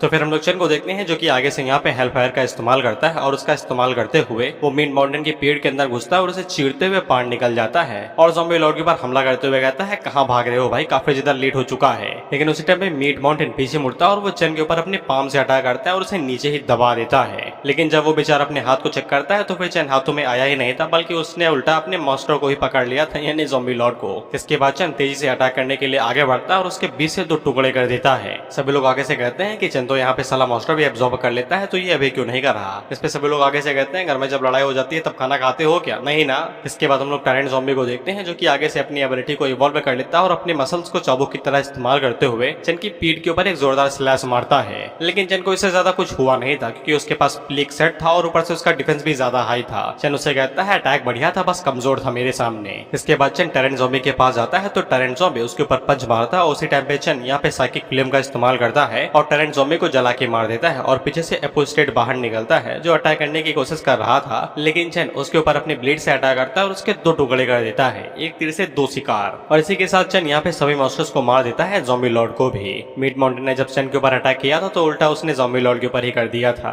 तो बेचारा वो मारा गया। फिर पीछे की तरफ माल पानी एकदम भरा पड़ा था, एकदम ड्रॉप आइटम कुछ ज्यादा ही पड़े हुए थे। वहीं पे चन को जो भी मटेरियल चाहिए थे वो सभी एक साथ उसे एक ही जगह के ऊपर मिल जाते हैं, जैसे कि बायो हजार्ड प्रोडक्शन ब्लूप्रिंट जो कि इक्विपमेंट के लिए है, जो कि सी ग्रेड का है, साथ ही में ज़ॉम्बी क्ला जो कि ई लेवल के हैं, और साथ ही में और भी कई सारी चीज जैसे कि दिल है, दिमाग है, पता नहीं क्या है ये। तो फिर सभी लोग आगे से कहते हैं कि तुमने देखा ड्रॉप आइटम में क्या क्या मिला, ये इतना गजब माल का है भाई, इसे बेच दो तो मैं अमीर बन जाओ। वहीं पे चन को बायो हजार्ड स्पेशल वेपन मिला था जो कि फिस्ट ग्लव था सी ग्रेड के, जिससे उसके एट्रीब्यूट यहाँ पे 50% 35% बढ़ जाएंगे। हमें यहाँ पे इन ग्लव्स के बारे में बताया जाता है तो चन इनका इस्तेमाल करके 3 टाइप के क्रेजर्स को कंट्रोल कर सकता है। पहला टायरेंट है, जिसके बाद मीट ज़ॉम्बी है और साथ ही में ये एपो स्टेट भी। बस इनकी मेंटल स्ट्रेंथ चन से ज्यादा नहीं होनी चाहिए। वहीं पे इन इक्विपमेंट के पास स्पेशल ग्रेड भी था जिनको क्रिस्टोफर एवोल्यूशन दिया जाता है, ये स्पेशल एबिलिटी थी। अगर चन यहाँ पे 1 lakh bio hazard hostile targets को मार देता है और 100 हाई लेवल के म्यूटेंट्स को, तो फिर उसके इन इक्विपमेंट को यहाँ पे ग्रोथ टाइप के अंदर बदल दिया जाएगा, यानी कि ये लगातार बढ़ते ही रहेंगे, इनकी कोई सीमा नहीं रहेगी, जैसे A grade B C D इस तरीके से लगातार। चन ने सोचा भी नहीं था कि उसका वायरस इतना ज्यादा खतरनाक हो जाएगा कि वो चीजों को भी इफेक्ट करके उन्हें भी इवॉल्व करने लगेगा। इसके बाद चन वहाँ पे टेंटिकल्स को बाहर निकालता है और उन सभी की बॉडी को डिवोवर करने लगता है। वहीं पे चन जब इन सभी बॉडीज को डिवोवर कर लेता है तो उसके पास इतने एवोल्यूशन पॉइंट आ जाते हैं कि उसकी नई फॉर्म अनलॉक हो जाती है। इसका नाम विप फॉर्म था, यानी कि चाबुक। इसके बाद ऑथर हम लोगों को यहाँ पे आखिरकार जाके स्किल ट्री दिखा देता है जहाँ पे स्किल्स किससे कैसे ट्रांसफॉर्म होती है ये सब कुछ लिखा हुआ था, जैसे कि क्लो फ्रॉम यहाँ पे ट्रांसफॉर्म होकर अर्थ स्पाइक के अंदर जा सकती है, स्विफ्ट स्लैश भी और फॉर्मलेस किलिंग ब्लेड भी। इसके बाद हैवी हमर आ जाता है जो कि यहाँ पे अर्थ को एक स्ट्राइक दे सकता है, खोपड़ी तोड़ हमला भी और मुंडी फोड़ भी। जिसके बाद शील्ड मोड आ जाते हैं, जैसे कि आर्मर शील्ड अभी बाकी अनलॉक नहीं हुआ। इसी तरीके से और भी कई सारी चीजें ज्यादा डिटेल में नहीं बताऊंगा भाई। इसके बाद चन यहाँ पे कुछ एवोल्यूशन पॉइंट्स को ब्लैक लाइट वायरस के अंदर ट्रांसफॉर्म कर देता है, डार्क वायरस को ब्लैक लाइट कर दिया गया है। इसके बाद वो ग्रोथ टाइप वाले फिस्ट ग्लव्स को भी पहन लेता है जो कि उसके लिए काफी ज्यादा अच्छे रहेंगे। इसके बाद चन एयर डस्ट का इस्तेमाल करते हुए यहाँ से उड़ते हुए निकल जाता है। बेसिकली इसमें पैर इतनी तेजी से चलते हैं कि हवा के बीच में फोर्स की वजह से लोग उड़ने लगते हैं। हम लोग लूली को देखते हैं जो कि कैमरा को सेटअप कर रही थी और वो सॉन्ग को बताती है कि चन ने उस इलाके का सारा काम खत्म कर लिया है, इसलिए वो सभी कैमरा को यहाँ पे सिटी की तरफ कर दे रही है। इसके बाद हम लोग सुजन को देखते हैं जो कि यहाँ पे सॉन्ग की चोटों को ट्रीट कर रही थी। तो सॉन्ग उसे कहती है कि तुम्हें थोड़ा सा आराम कर लेना चाहिए, जैसे ही अटैक करना कम होगा वैसे ही तुम आराम कर लेकिन ये निकल जाना। इसमें सुजन आगे से बताती है कि यहाँ पे पहले ही कई सारी कैजुअलिटी यानी कि कुछ लोग मारे जा चुके हैं, तो वो उन्हें ऐसे नहीं छोड़ सकती है। इस पे सॉन्ग उसे कहती है कि तुम्हें आराम की जरूरत है। अगर चन को बता दो तो वो काफी ज्यादा नाराज होगा क्योंकि तुम्हारे पास यहाँ पे हीलिंग टाइप टैलेंट है। साथ ही में सॉन्ग शर्माते हुए ये भी कहती है अगर तुम सो जाओगी तो फिर हमारा क्या होगा जब हम लोग सेलिब्रेट करेंगे, हमारा स्टेमिना कौन रिकवर करेगा भाई। अगर अभी भी नहीं समझे तो बच्चे हो।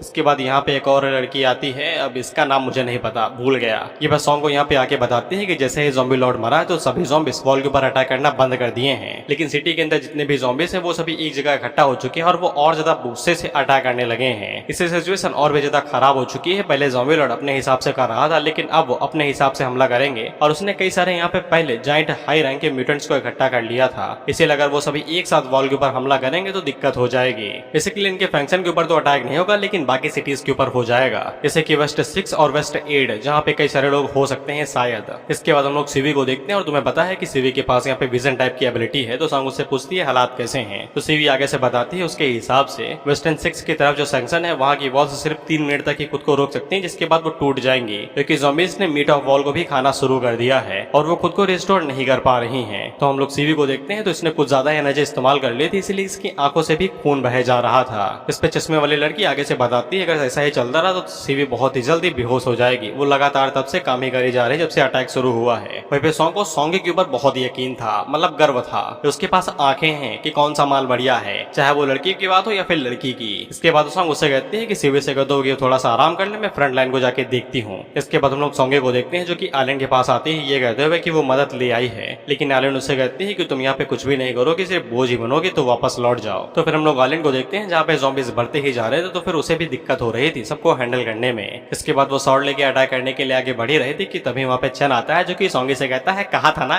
कि फालतू में बवाल ना करना, घर में बैठो चुपचाप, चूड़िया पहन के घूमो घर में। इसके बाद वो स्विफ्ट स्लैश का इस्तेमाल करते हुए वहाँ पे सभी ज़ॉम्बीज को मार देता है, ये कहते हुए कि अब ज़ॉम्बी लॉर्ड नहीं बचा है तो सब कुछ मेरे ऊपर छोड़ दो। इसके बाद वो अर्थक्वेक स्लैम यानी कि धमाके का इस्तेमाल करता है, जिससे जमीन टूट सी जाती है और जितने भी ज़ॉम्बीज थे वो एक झटके के अंदर ही मारे जाते हैं। इसके बाद वो आगे से पाम व्हिप का इस्तेमाल करता है और एक एक करके ज़ॉम्बीज को मारने लगता है, बिल्कुल चाबुक की तरह।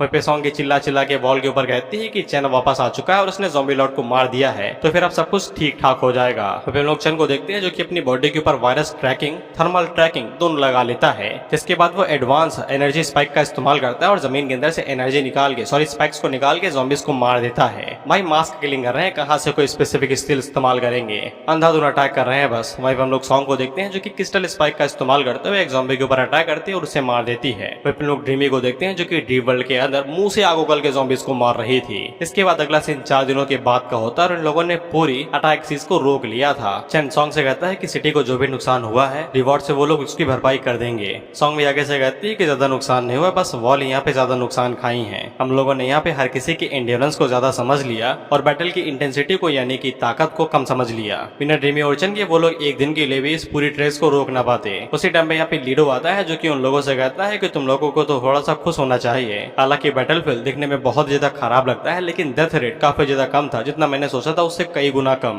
तुम लोगों ने मिशन को एकदम परफेक्टली कंप्लीट किया है। चलो अब जल्दी से अपनी सिटी स्टेट को यहाँ पे बिल्ड करो। डूम्सडे की पहली सिटी।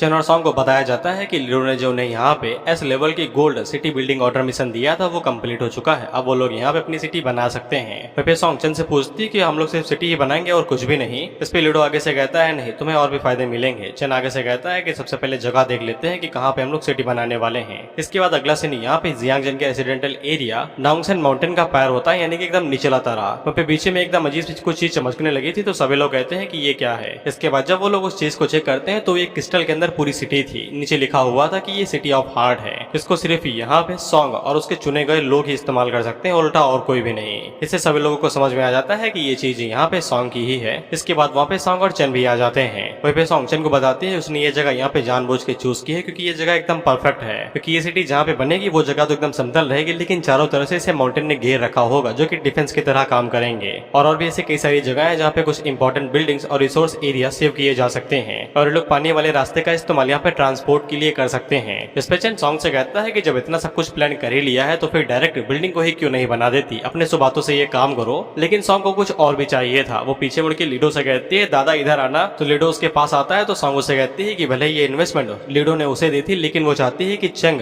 यहाँ पे सिटी का लॉर्ड बने। इस पे लीडो उसे कहता है मुझसे पूछने की क्या जरूरत है, सिटी का हार्ट तुम्हारे पास ही है, तुम जिसको चाहे उसने अपना मास्टर बना सकती हो, बस एक चीज कर देना भाई, गॉब्लिन गिल्ड की लोकेशन एकदम सिटी के सेंटर में ही रखना। इस पे सॉन्ग चैन से कहती है कि मैंने तुम्हें अथॉरिटी दे दी है, जाओ और जाके सिटी को बनाना शुरू करो। इसके बाद चैन उस क्रिस्टल बॉल को छूता है तो यूनिवर्सल विल चैन से पूछती है कि अब वो इसका इस्तेमाल करना चाहती है। इस पे चैन आगे से हाँ कहता है तो फिर यूनिवर्सल विल यहाँ पे चैन से कहती है कि सिटी का नाम रखो।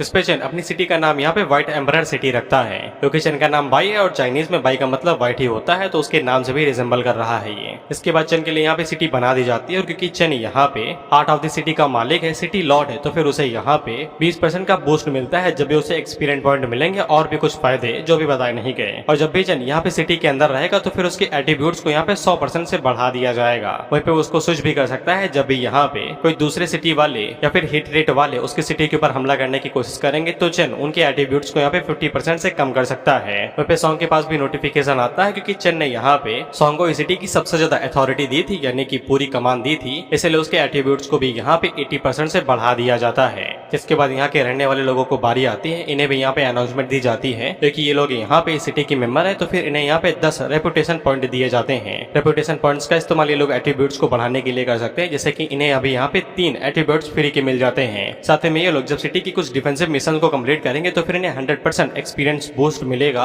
और उनके करंट लेवल के हिसाब से इन्हें फ्री पॉइंट मिलेंगे जो कि एट्रीब्यूट्स के लिए बढ़िया रहेंगे। वहीं पे हम लोग लीडियो को देखते हैं और ये ताली बजाते हुए एकदम खुश था, बहुत ही ज्यादा खुश था। सॉन्ग उससे पूछती है तुम्हारे अंदर मन के लड्डू काहे फूट रहे हैं भाई। इस पे लीडो आगे से बताता है कि चेन को यहाँ पे सिटी की लॉर्डशिप मिली है, वहीं पे सॉन्ग को यहाँ की अथॉरिटी मिली है जो बहुत ही ज्यादा अच्छी बात है। सिटी उसके ऊपर डिपेंड कर सकती है और चेन यहाँ पे उसे रूल करके उन्हें गार्ड कर सकता है, जो कि एक परफेक्ट डील है। हर किसी को वो मिल गया जिसको वो चाहिए था। इन्वेस्टमेंट यहीं पे ही खत्म होती है और वो रिजल्ट से काफी ज्यादा सेटिस्फाई है। इसके बाद वो चेन से कहता है कि अब उसके सफर पे जाने का समय हो चुका है और वो चेन से कहते जाता है कि जो इन्वेस्टमेंट मैंने पहले दी थी उसे जितनी जल्दी हो सके उतनी जल्दी कंप्लीट कर लो। इस पे चेन उसे बताता है डिफिकल्टी के बारे में पता है ना, इतनी जल्दी पूरा नहीं होने वाला है, सबर चाटो थोड़ा। इस पे लीडो आगे से कहता है हाँ मुझे यकीन है तुम्हारे ऊपर, जिसके बाद वो यहाँ से निकल जाता है। इसके बाद चेन कुछ अपने पास से स्क्रोल्स निकालता है जो कि वो सॉन्ग को देते हुए कहता है एस लेवल गोल्डन सिटी बनाने के लिए मुझे ये रिवॉर्ड मिले हैं, तुम इनका इस्तेमाल करना, तुमने पहले ही कुछ प्लानिंग कर रखी होगी, इनका अच्छे से इस्तेमाल कर लेना। सॉन्ग जब उन स्क्रोल्स को चेक करती है तो फिर ये Galaxy class super computing core था जिसका लेवल ऐसा है। सुपर कंप्यूटिंग कोर एक एडवांस टेक्नोलॉजी है जो कि यूनिवर्स के अंदर रहती है।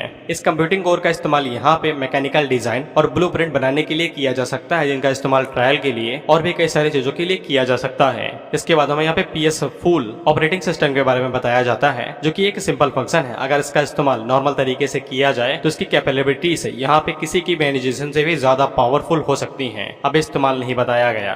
साथ में यहाँ पे integrated fully automatic production line का भी एक इक्विपमेंट या फिर सिस्टम आता है जो कि यहाँ पे प्रोडक्शन ऑटोमेटिक ही करेगा, जो कि यहाँ पे मिनरल्स और बाकी सभी चीजों को इकट्ठा करने के लिए रहेगा। बेसिकली तेल निकालना है तो वो अपने आप ही आ जाएगा घर पे या फिर जहाँ पे ये स्टोर करना चाहेंगे। वही पे चेन सॉन्ग को बताता है व्हीकल्स, गन और बाकी चीजें भी यहाँ पे प्रोड्यूस करके ट्रायल्स के अंदर इनका इस्तेमाल किया जा सकता है। इन सभी चीजों के साथ में इन लोगों का सेटलमेंट और इनका फंक्शन यहाँ पे बहुत ही ज्यादा आगे बढ़ जाएगा। इस पे सॉन्ग हैरान होकर चेन को बताती है लेकिन अब तो सब कुछ बदल गया है ना, ये चीजें पहले एग्जिस्ट किया करती थी लेकिन अब इनका कोई भी काम नहीं है। इस पे चेन यहाँ पे सॉन्ग को बताता है कि प्रोडक्शन लाइन के साथ जो भी गन यहाँ पे प्रोड्यूस होंगी उनके पास यहाँ पे एट्रीब्यूट्स रहेंगे, वो एपोकलिप्स के पहले वाली गन्स नहीं रहेंगी। इसलिए अब तुम्हें यहाँ पे पिछले दुनिया के कॉन्सेप्ट से बाहर निकल लेना चाहिए। अगर तुम्हें ऐसा लगता है कि सिटी स्टेट की मैनेजमेंट सिस्टम के अंदर कुछ भी खास बात नहीं है तो फिर तुम काफी ज्यादा गलत हो, क्योंकि आने वाले फ्यूचर के अंदर सिटी स्टेट के जो ऑटोमेटिक सिस्टम होंगे वो यहाँ पे ऐसे ऐसे ब्लू निकालेंगे जिनको देख के तुम हैरान रह जाओगी। एग्जाम्पल के लिए यहाँ पे S लेवल का ब्लू ही ले लो जो की बायोलॉजिकल बैकअप सेंटर होगा, जहाँ पे तुम अपनी बॉडी का क्लोन बना के रह सकते हो। ये एक तरीके से तुम्हें दूसरी जिंदगी देने का तरीका हुआ। और एक और जैसे S क्लास की एंटी ग्रेविटी बेस, जैसे तुम अपनी सिटी यहाँ पे आसमान के ऊपर भी बना सकती हो। ये ऐसे ऐसे ब्लूप्रिंट है जिनका इस्तेमाल सिर्फ S लेवल की सिटीज ही कर सकती हैं और हमारे पास S लेवल की सिटी है। इस पे सॉन्ग आगे से कहते हैं कि इस तरीके से वो लोग पक्का फ्यूचर में बहुत ज्यादा स्ट्रॉन्गेस्ट सिटी बन जाएंगे। इसके बाद ड्रीम यहाँ पे भागते हुए चेन के पास आती है और उसे बताती है कि उसने ड्रीम वर्ल्ड के अंदर इस बार काफी ज्यादा मौज काटी है और उसने इस बार लेवल अप के साथ साथ यहाँ पे नई 3 स्किल को भी हासिल कर लिया है। इसके बाद हमें यहाँ पे ड्रीम की स्किल्स के बारे में बताया जाता है, जैसे कि ड्रीम टोटम इनहेंसमेंट, जहाँ पे वो अपनी नॉइस निकाल के लोगों को थोड़ा सा परेशान कर सकती है या फिर उन्हें नींद में डाल सकती है। इसका नाम व्हाइट नॉइस था। जिसके बाद ड्रीम टोटम इनहेंसमेंट की स्लीपीनेस और ड्रीम टोटम हिप्नोटिक एबिलिटी, जिसकी मदद से वो यहाँ पे किसी को मैनिपुलेट या फिर उन्हें सुला सकती है। चेन ड्रीम से कहता है उसने स्किल्स को काफी अच्छे से सुना है। वो ड्रीम टोटम का इस्तेमाल करके यहाँ पे लोगों को बिना देखे ही नींद में डाल सकती है और अगर इसे स्लीपीनेस के साथ कंबाइन कर दिया जाए तो वो रियल वर्ल्ड के अंदर भी इसका इस्तेमाल अच्छे से कर सकती है। इस पे ड्रीम ड्रीमी आगे से खुश होकर बताती है कि तुम्ही ने तो स्किल ट्री के दौरान इस बारे में मुझे बताया था। इसके बाद ड्रीमी चन से कहती है कि तीसरी वाली एबिलिटी देखो जो मैंने अभी अनलॉक की है, जो कि थी एंटर एंड अवेकअप फ्रॉम ड्रीम्स। यानी कि ड्रीमी अब यहाँ पे किसी भी एक्टिव ड्रीम के अंदर से रियलिटी के अंदर जा सकती है और किसी भी ड्रीमर को रियलिटी के अंदर भेज सकती है और खुद भी जा सकती है। ये एक तरीके से टेलीपोर्टेशन एबिलिटी हुई। एग्जाम्पल के लिए अगर ड्रीमी यहाँ पे साओ हैन को ड्रीम के अंदर बुलाती है तो वो ड्रीम टोटन का इस्तेमाल करके उसे कहीं भी टेलीपोर्ट कर सकती है बिना किसी दिक्कत के। या था कि वो चेन को भी यहाँ पे साओ हैन के पास भेज सकती है बिना किसी दिक्कत के। फिर चेन ड्रीमी से कहता है स्किल चूज करने के मामले में तुम तो यहाँ पे एकदम मास्टर बन चुकी हो।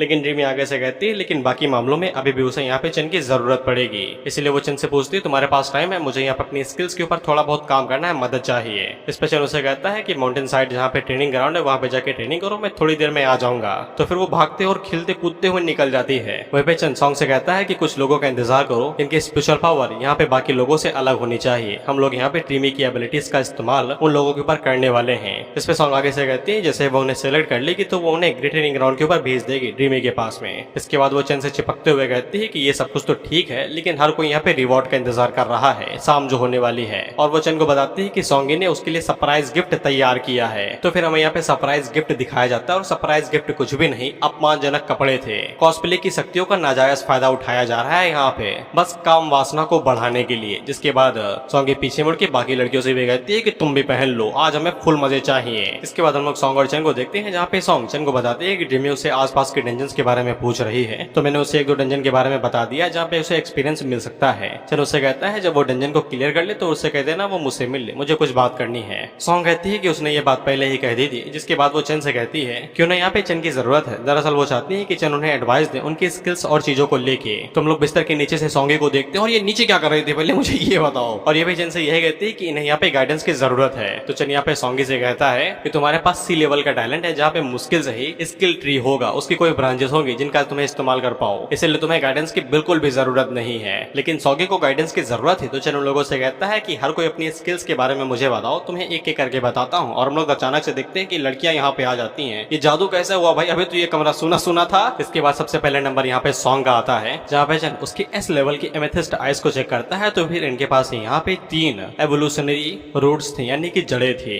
जो कि काफी है। बस यहाँ पे कौन से डायरेक्शन में इन्हें लेके जाना है वही फायदे की बात रहेगी। वहीं पे चेन को ये भी पता चलता है कि यहाँ पे सॉन्ग एक वॉरियर नहीं बल्कि क्वीन है, इसलिए सॉन्ग को यहाँ पे ज्यादातर एमिस्ट एवोल्यूशन के ऊपर फोकस करना चाहिए। जिसके बाद उसे यहाँ पे सेकेंडरी अपग्रेडिंग स्पिरिट इनहांसमेंट के ऊपर फोकस करना चाहिए। एमिस्ट आइस और नोबल परफाउंड आइस ये एबिलिटीज यहाँ पे सॉन्ग को मदद करेंगे उसके अपोनेंट को समझने में, यहाँ तक कि वो उन्हें कंट्रोल भी कर सकती है, जो कि सॉन्ग के लिए ये ज्यादा सुटेबल रहेगा। जिसपे सॉन्ग आगे से बताती है एमिस्ट आइस यहाँ पे अपोनेंट के एट्रीब्यूट्स को देख सकते हैं। अगर मेंटल पावर ज्यादा हुई तो फिर तुम उनके मूवमेंट्स और उनके माइंड को भी रीड कर सकते हो। और परफाउंड नोबल आइस के साथ में अगर कोई यहाँ पे सॉन्ग के साथ आई कॉन्टेक्ट करता है तो वो लोग कंफ्यूजन स्टेट में चले जाएंगे और अपने रास्ते को भटक जाएंगे कि अटैक करना है कि नहीं करना है, जो काफी ज्यादा अच्छी स्किल है। इसके बाद सीवी की बारी आती है जिसके पास ए लेवल की स्किल है। सीवी चेन को बताती है कि उसके पास यहाँ पे सिर्फ 2 ही स्किल ट्री हैं। तो चेन उसे बताता है कोई फर्क नहीं पड़ता है, यहाँ पे सबसे ज्यादा मायने कौन से स्किल पहले चूज करते हो इससे फर्क पड़ता है। चेन उसे बताता है कि उसे यहाँ पे थ्रेड व्यू के ऊपर फोकस करना चाहिए। अगर वो टारगेट्स को यहाँ पे हाईलाइट कर देगी तो फिर ज्यादातर लोग उनके ऊपर ध्यान देंगे और उन्हें थ्रेड का अपोज मिलेगा।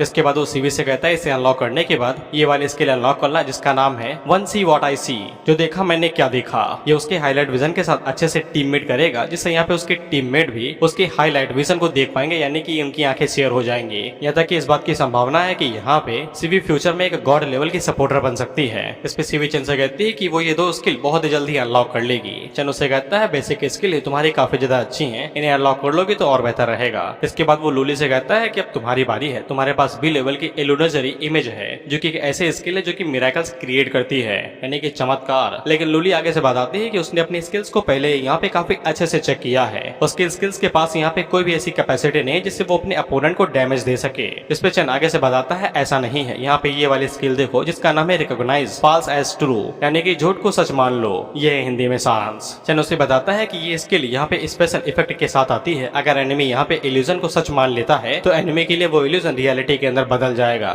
इसका मतलब यही है अगर उसके एनिमी यहाँ पे इस बात के ऊपर यकीन कर लेते हैं कि न्यूक्लियर बम उनके ऊपर गिरने वाला है तो ये रियलिटी में उनके ऊपर गिर भी जाएगा। एक ये भी वजह है कि इस स्किल के नीचे कोई भी डैमेज रिसेप्शन नहीं था कि ये स्किल डैमेज दे सकती है, क्योंकि कुछ भी पॉसिबल है और कुछ भी इम्पॉसिबल है, डिपेंड ऑन एनिमी यकीन करता है या नहीं। इस पे सॉन्ग आगे से कहती है कि ये कुछ ज्यादा ही अजीब एबिलिटी नहीं है, ये तो सिर्फ बी लेवल का टैलेंट है ना। इस पे चेन आगे से कहता है उसकी एबिलिटीज यहाँ पे कोई भी एनर्जी के अंदर छेड़छाड़ नहीं करती और ना ही ऑरा के अंदर। ये एकदम प्योर इल्यूजन है जो काफी इजीली देखा जा सकता है। इसका सक्सेस और फेलियर यहाँ पे सिर्फ लूली की स्किल के ऊपर ही डिपेंड करता है कि वो उन्हें कितना मजबूर कर पाती है इल्यूजन को सच्चाई मानने में। इसके बाद चैन सुजिन से कहता है कि अब तुम्हारी बारी है, तुम्हारे पास बी लेवल का टैलेंट है जो कि रैपिड रिकवरी है। इसके बालों से हैरान न होना, मैंने बताया ना कॉस्प्ले चल रहा है। चैन यहाँ पे सुजिन को बस एक एडवाइस देता है कि उसे यहाँ पे अपने सभी पॉइंट्स को बराबर बांटने चाहिए ताकि वो तीनों रिकवरी एबिलिटीज का अच्छे से इस्तेमाल करे। इसलिए उसे यहाँ पे stamina plus blood and spirit तीनों के अंदर अपने पॉइंट्स को अच्छे से ऐड करना पड़ेगा, क्योंकि ये सभी स्किल्स सबसे पहले उसके ऊपर इफेक्ट करती हैं, जिसके बाद वो इनका इस्तेमाल दूसरों के ऊपर कर पाएगी। अगर वो इनका इस्तेमाल दूसरों के ऊपर करना चाहती है तो फिर उसे इन सभी एट्रीब्यूट्स को एक्टिवली यूज करना पड़ेगा। भले ही सुजन की एबिलिटीज यहाँ पे काफी ज्यादा सिंपल हो, लेकिन प्रैक्टिकली देखा जाए तो ये काफी ज्यादा अच्छी एबिलिटी है, क्योंकि इससे अच्छा मेडिकल टैलेंट आज तक चैन ने किसी के पास नहीं देखा है। इसके बाद सॉन्ग आगे बढ़ती है और वो चिपकते हुए कहती है कि सबका हो गया, अब मेरी बारी है। तो चैन उससे कहता है कि तुम्हारे पास एकदम कमजोरों वाला टैलेंट है, तुम्हें जरूरत नहीं है गाइडेंस की, भाग जाओ यहाँ से, दोबारा दिखाई न देना, हो सके तो मेकअप त्याग दो अपना। तो वो उसका कंधा ही नोच लेती है। फिर इसके बाद हमें चश्मिश का नाम पता चलता है जिसका नाम लिंग्यू है। लिंग्यू की एबिलिटी बी लेवल की थी जिसका नाम था कॉन्सेंट्रेट, यानी कि धैर्य ध्यान लगाना। सॉरी धैर्य नहीं, उसका पेशेंस होता है। इंग्लिश खराब है मेरी यार। चैन उसे बताता है उसकी एबिलिटी एक तरीके से क्विक ब्रेन एबिलिटी है जो कि गॉड लेवल का टैलेंट हो सकता है 1v1 की फाइट में। इसीलिए चैन यहाँ पे लिंग्यू से कहता है कि उसे सबसे पहले अपना गोल बनाना है और गोल के ऊपर ही फोकस करना है, जिससे उसके सोचने की स्पीड बहुत ज्यादा बढ़ जाएगी और उसके पास बहुत सारी इन्फॉर्मेशन आने लगेगी। इसलिए लिंग्यू को यहाँ पे कुछ ऐसी स्किल चूज करनी है जो कि उसके जजमेंट को और ज्यादा बेहतर बना सके बैटल के अंदर। साथ ही में उसे अपनी स्किल्स का इस्तेमाल यहाँ पे 1v1 के बैटल में करना चाहिए, अलग अलग एनिमीज के खिलाफ में जिनके पास अलग अलग टैलेंट हो। इस पर लिंग्यू चैन से कहती है कि thank you for the guidance. इस पे सॉन्ग चैन से कहती है कि इसने तुम्हारे ऊपर फोकस कर लिया, छुरा भी भोग दोगे तो भी ये फोकस नहीं हटाएगी तुम्हारे ऊपर से। इस पे चैन उसे कहता है नहीं ये गलत बात है। इस पे लिंग्यू काफी ज्यादा हैरान होती है, तो चैन उसे बताता है कि उसे यहाँ पे इस चीज के ऊपर कंट्रोल रखना पड़ेगा कि वो किसके ऊपर फोकस करना चाहती है और कब करना चाहती है, नहीं तो उसका ये पूरा टैलेंट पूरी तरीके से नेगेटिव में चला जाएगा। इस पे लिंग्यू आगे से कहती है कि वो पूरी कोशिश करेगी। बेसिकली इसमें इतना ही करना था कि जल्दी जल्दी से स्विच करना था, एक टारगेट चूज किया तो दूसरे पे भी फोकस कर सको, एक ही पे अटके ना रहो। इसके बाद सॉन्ग दोबारा आती है और वो चैन से कहती है अब मेरी बारी मेरी बारी। चैन हमें यहाँ पे सॉन्ग के टैलेंट के बारे में बताता है जो कि सी लेवल का टैलेंट है, जो कि इंटेलिजेंस, जो कि यहाँ पे एक्सपीरियंस और प्रोफिशिएंसी को बढ़ा देता है, यानी कि स्किल को मास्टर करने की एबिलिटी। चैन उसे कहता है कि तुम कोई भी स्किल यहाँ पे चूज कर सकती हो, जब तुम उन्हें मैक्सिम आउट कर दोगी यानी कि फुल कर दोगी तो फिर तुम उन्हें और भी ज्यादा अच्छे से इस्तेमाल कर पाओगे, 10 गुना ज्यादा बेहतर तरीके से। यहाँ तक कि सॉन्ग जब उन्हें सीखने की कोशिश करेगी तो उसके सीखने की स्पीड भी 10 गुना ज्यादा बढ़ जाएगी, वो भी प्रोफिशिएंसी के साथ में। इसलिए सॉन्ग की जो ग्रोथ है वो ऑर्डिनरी लोगों के मुकाबले में 10 गुना ज्यादा होगी। लेकिन इसके बावजूद सॉन्ग को यहाँ पे कई सारी चीजें सीखने पड़ेंगी, फाइटिंग पोस्चर, कॉम्बैट स्किल्स और स्ट्रेटेजी भी, कि जब एनिमी ताकत हो तो फिर धूल आंखों में पेल दो, बेस्ट वे टू फाइट। चैन उसे कहता है हालांकि तुम कभी भी मुझे फिजिकल स्ट्रेंथ के अंदर तो अपनी जिंदगी में भी हरा नहीं पाओगी, लेकिन अपनी सुपर स्किल के साथ में शायद से मेरे ऊपर कब्जा जरूर कर लो। इस पे सॉन्ग उसे नोचते हुए कहती है कि हमेशा परेशान कर तो मैं तुम्हें खा ही जाऊंगी। इसके बाद सॉन्ग इन लोगों को बताती है कि यहाँ पे चैन ने पूरी कोशिश की है और उन्हें यहाँ पे एकदम अच्छी गाइडेंस दी है, इसलिए लोग फ्यूचर में कड़ी मेहनत करेंगे और चैन के मुंह पे धप्पा नहीं लगने देंगे कि इतना सब कुछ करने के बावजूद ये लोग हक दिए अपने करियर में। इस पे ये सभी आगे से चिकते हुए कहते हैं नहीं देंगे नहीं देंगे, धब्बा लगने नहीं देंगे। वहीं पे हम लोग आलिन को देखते हैं और इसे वेचन से थोड़ी बहुत गाइडेंस चाहिए थी, हाँ इसे सिर्फ गाइडेंस ही चाहिए थी और कुछ भी नहीं। इसके बाद हम लोग हान झाओ को देखते हैं और जब वो अपने बेड से उठता है तो फिर उसे यहाँ पे चैन दिखाई देता है और ये शायद रियलिटी है, अभी कंफर्म नहीं है भाई, क्योंकि डीमी ने बताया ना था कि वो अपने सपने के जरिए किसी को भी रियलिटी के अंदर टेलीपोर्ट कर सकती है, इसलिए शायद उसने चैन को यहाँ पे टेलीपोर्ट कर दिया है। डीमी चैन से कहती है कि डिस्टेंस काफी ज्यादा लंबा था इसलिए उसे नशे हो रहे हैं और वो सो गई है चुपचाप, अब वो दोबारा नहीं उठेगी 2-3 घंटों से पहले। चैन उससे कहता है कोई बात नहीं है। वहीं पे हान झाओ चैन से पूछता है उसकी सिटी कैसी है, तो चैन आगे से बताता है सब कुछ बढ़िया चल रहा है, हर कोई मेहनत कर रहा है सिटी को पूरी तरीके से परफेक्ट करने के लिए। वहीं पे चैन उसे पूछता है कि तुम्हें भी तो रिवॉर्ड मिला होगा ना सिटी बनाने के लिए, तुम्हें कितने पॉइंट्स मिले, तुमने भी ड्रीमी के साथ मिलकर ड्रीम वर्ल्ड के अंदर कई सारे ज़ॉम्बीज को मारा ही होगा। जिस पे हान झाओ आगे से बताता है कि उसने सिर्फ एक ही ज़ॉम्बी मारा था। हान झाओ चुल्लू भर पानी में डूब मरो मैं दे दूंगा। खैर हान झाओ यहाँ पे वजह बताता है जब वो दोनों एक साथ मिलकर ड्रीम वर्ल्ड के अंदर ज़ॉम्बीज को मार रहे थे तो फिर जो चीखने वाले ज़ॉम्बीज थे उन्होंने एक साथ चीख दिया था, तो मेंटल शॉक काफी ज्यादा था और ऊपर से हान झाओ अपनी मेंटल एनर्जी का इस्तेमाल यहाँ पे उड़ने के लिए भी कर रहा था, तो वो उस चीख की वजह से एकदम कांप सा गया और उसके पास इतनी एनर्जी नहीं बची थी कि वो उस मेंटल शॉक को रोक सके, इसलिए तुरंत ड्रीम वर्ल्ड से बाहर आ गया बेहोश होके। चंद 3 सेकंड हान झाओ की तरफ देखता और पीछे मुड़ के हान झाओ से कहता है किसी को बताना नहीं कि तुम मेरे ही चैट ग्रुप से थे, नहीं तो मैं शर्म के मारे ही मर जाऊंगा, चुल्लू भर पानी पानी की जरूरत अब मुझे है, मुझे दो भाई। इसमें हांस ओचन से कहता है कि चिंता ना करो, सिर्फ सिस्टर मेंग यानी कि रीमी को ही पता है कि उसके साथ क्या हुआ था। और वो उसे ये भी कहता है कि मैं तुम्हें यहाँ पे केमिकल प्लांट लेके चलता हूँ ना। तो चन आगे से कहता है मजाक कर रहा था भाई, इतना सीरियस काहे होते हो। इस पे हांस खुशी के मारे बौखला जाता है और कहता है थैंक यू थैंक यू। वहीं पे हांस ने जैसे ही यहाँ पे केमिकल फैक्ट्री के बारे में बात किया था तो चन के हाथों के ऊपर जो प्लेग मार्क था वो आगे से चमकने लगा था। इससे चन को यकीन हो जाता है कि ये प्लेग मार्क उसे यहाँ पे SSS लेवल के मिशन के दौरान मिला था और वो जब से यहाँ पे टेलीपोर्ट हुआ है तब से ये लगातार फ्लक्चुएट यानी कि हिल डुल ही रहा है, चमक ही रहा है। इससे उसे यकीन हो जाता है कि जिस केमिकल फैक्ट्री के बारे में हांस ने बताया था वहाँ पे कुछ प्लेग ज़ॉम्बीज हो सकते हैं और शायद वहाँ पे कोई प्लेग सेक्ट का मेंबर भी हो सकता है। जिसके बाद हांस चन से कहता है कि चलो चलते हैं। वही चन अपने मन के अंदर यही सोच रहा था कि पता नहीं यहाँ पे कौन सा रिवॉर्ड मिलेगा, कहीं उसे यहाँ पे SSS लेवल के मिशन के दौरान कोई रिवॉर्ड न मिल जाए। और इसी के साथ ये एपिसोड यहीं पे ही खत्म होता है। उम्मीद करता हूँ तुम्हें एपिसोड अच्छा लगा हो। नेक्स्ट एपिसोड में देखेंगे कि चैन कौन से प्लांट और केमिकल ज़ॉम्बीज के साथ फाइट करता है। अभी के लिए बाय बाय।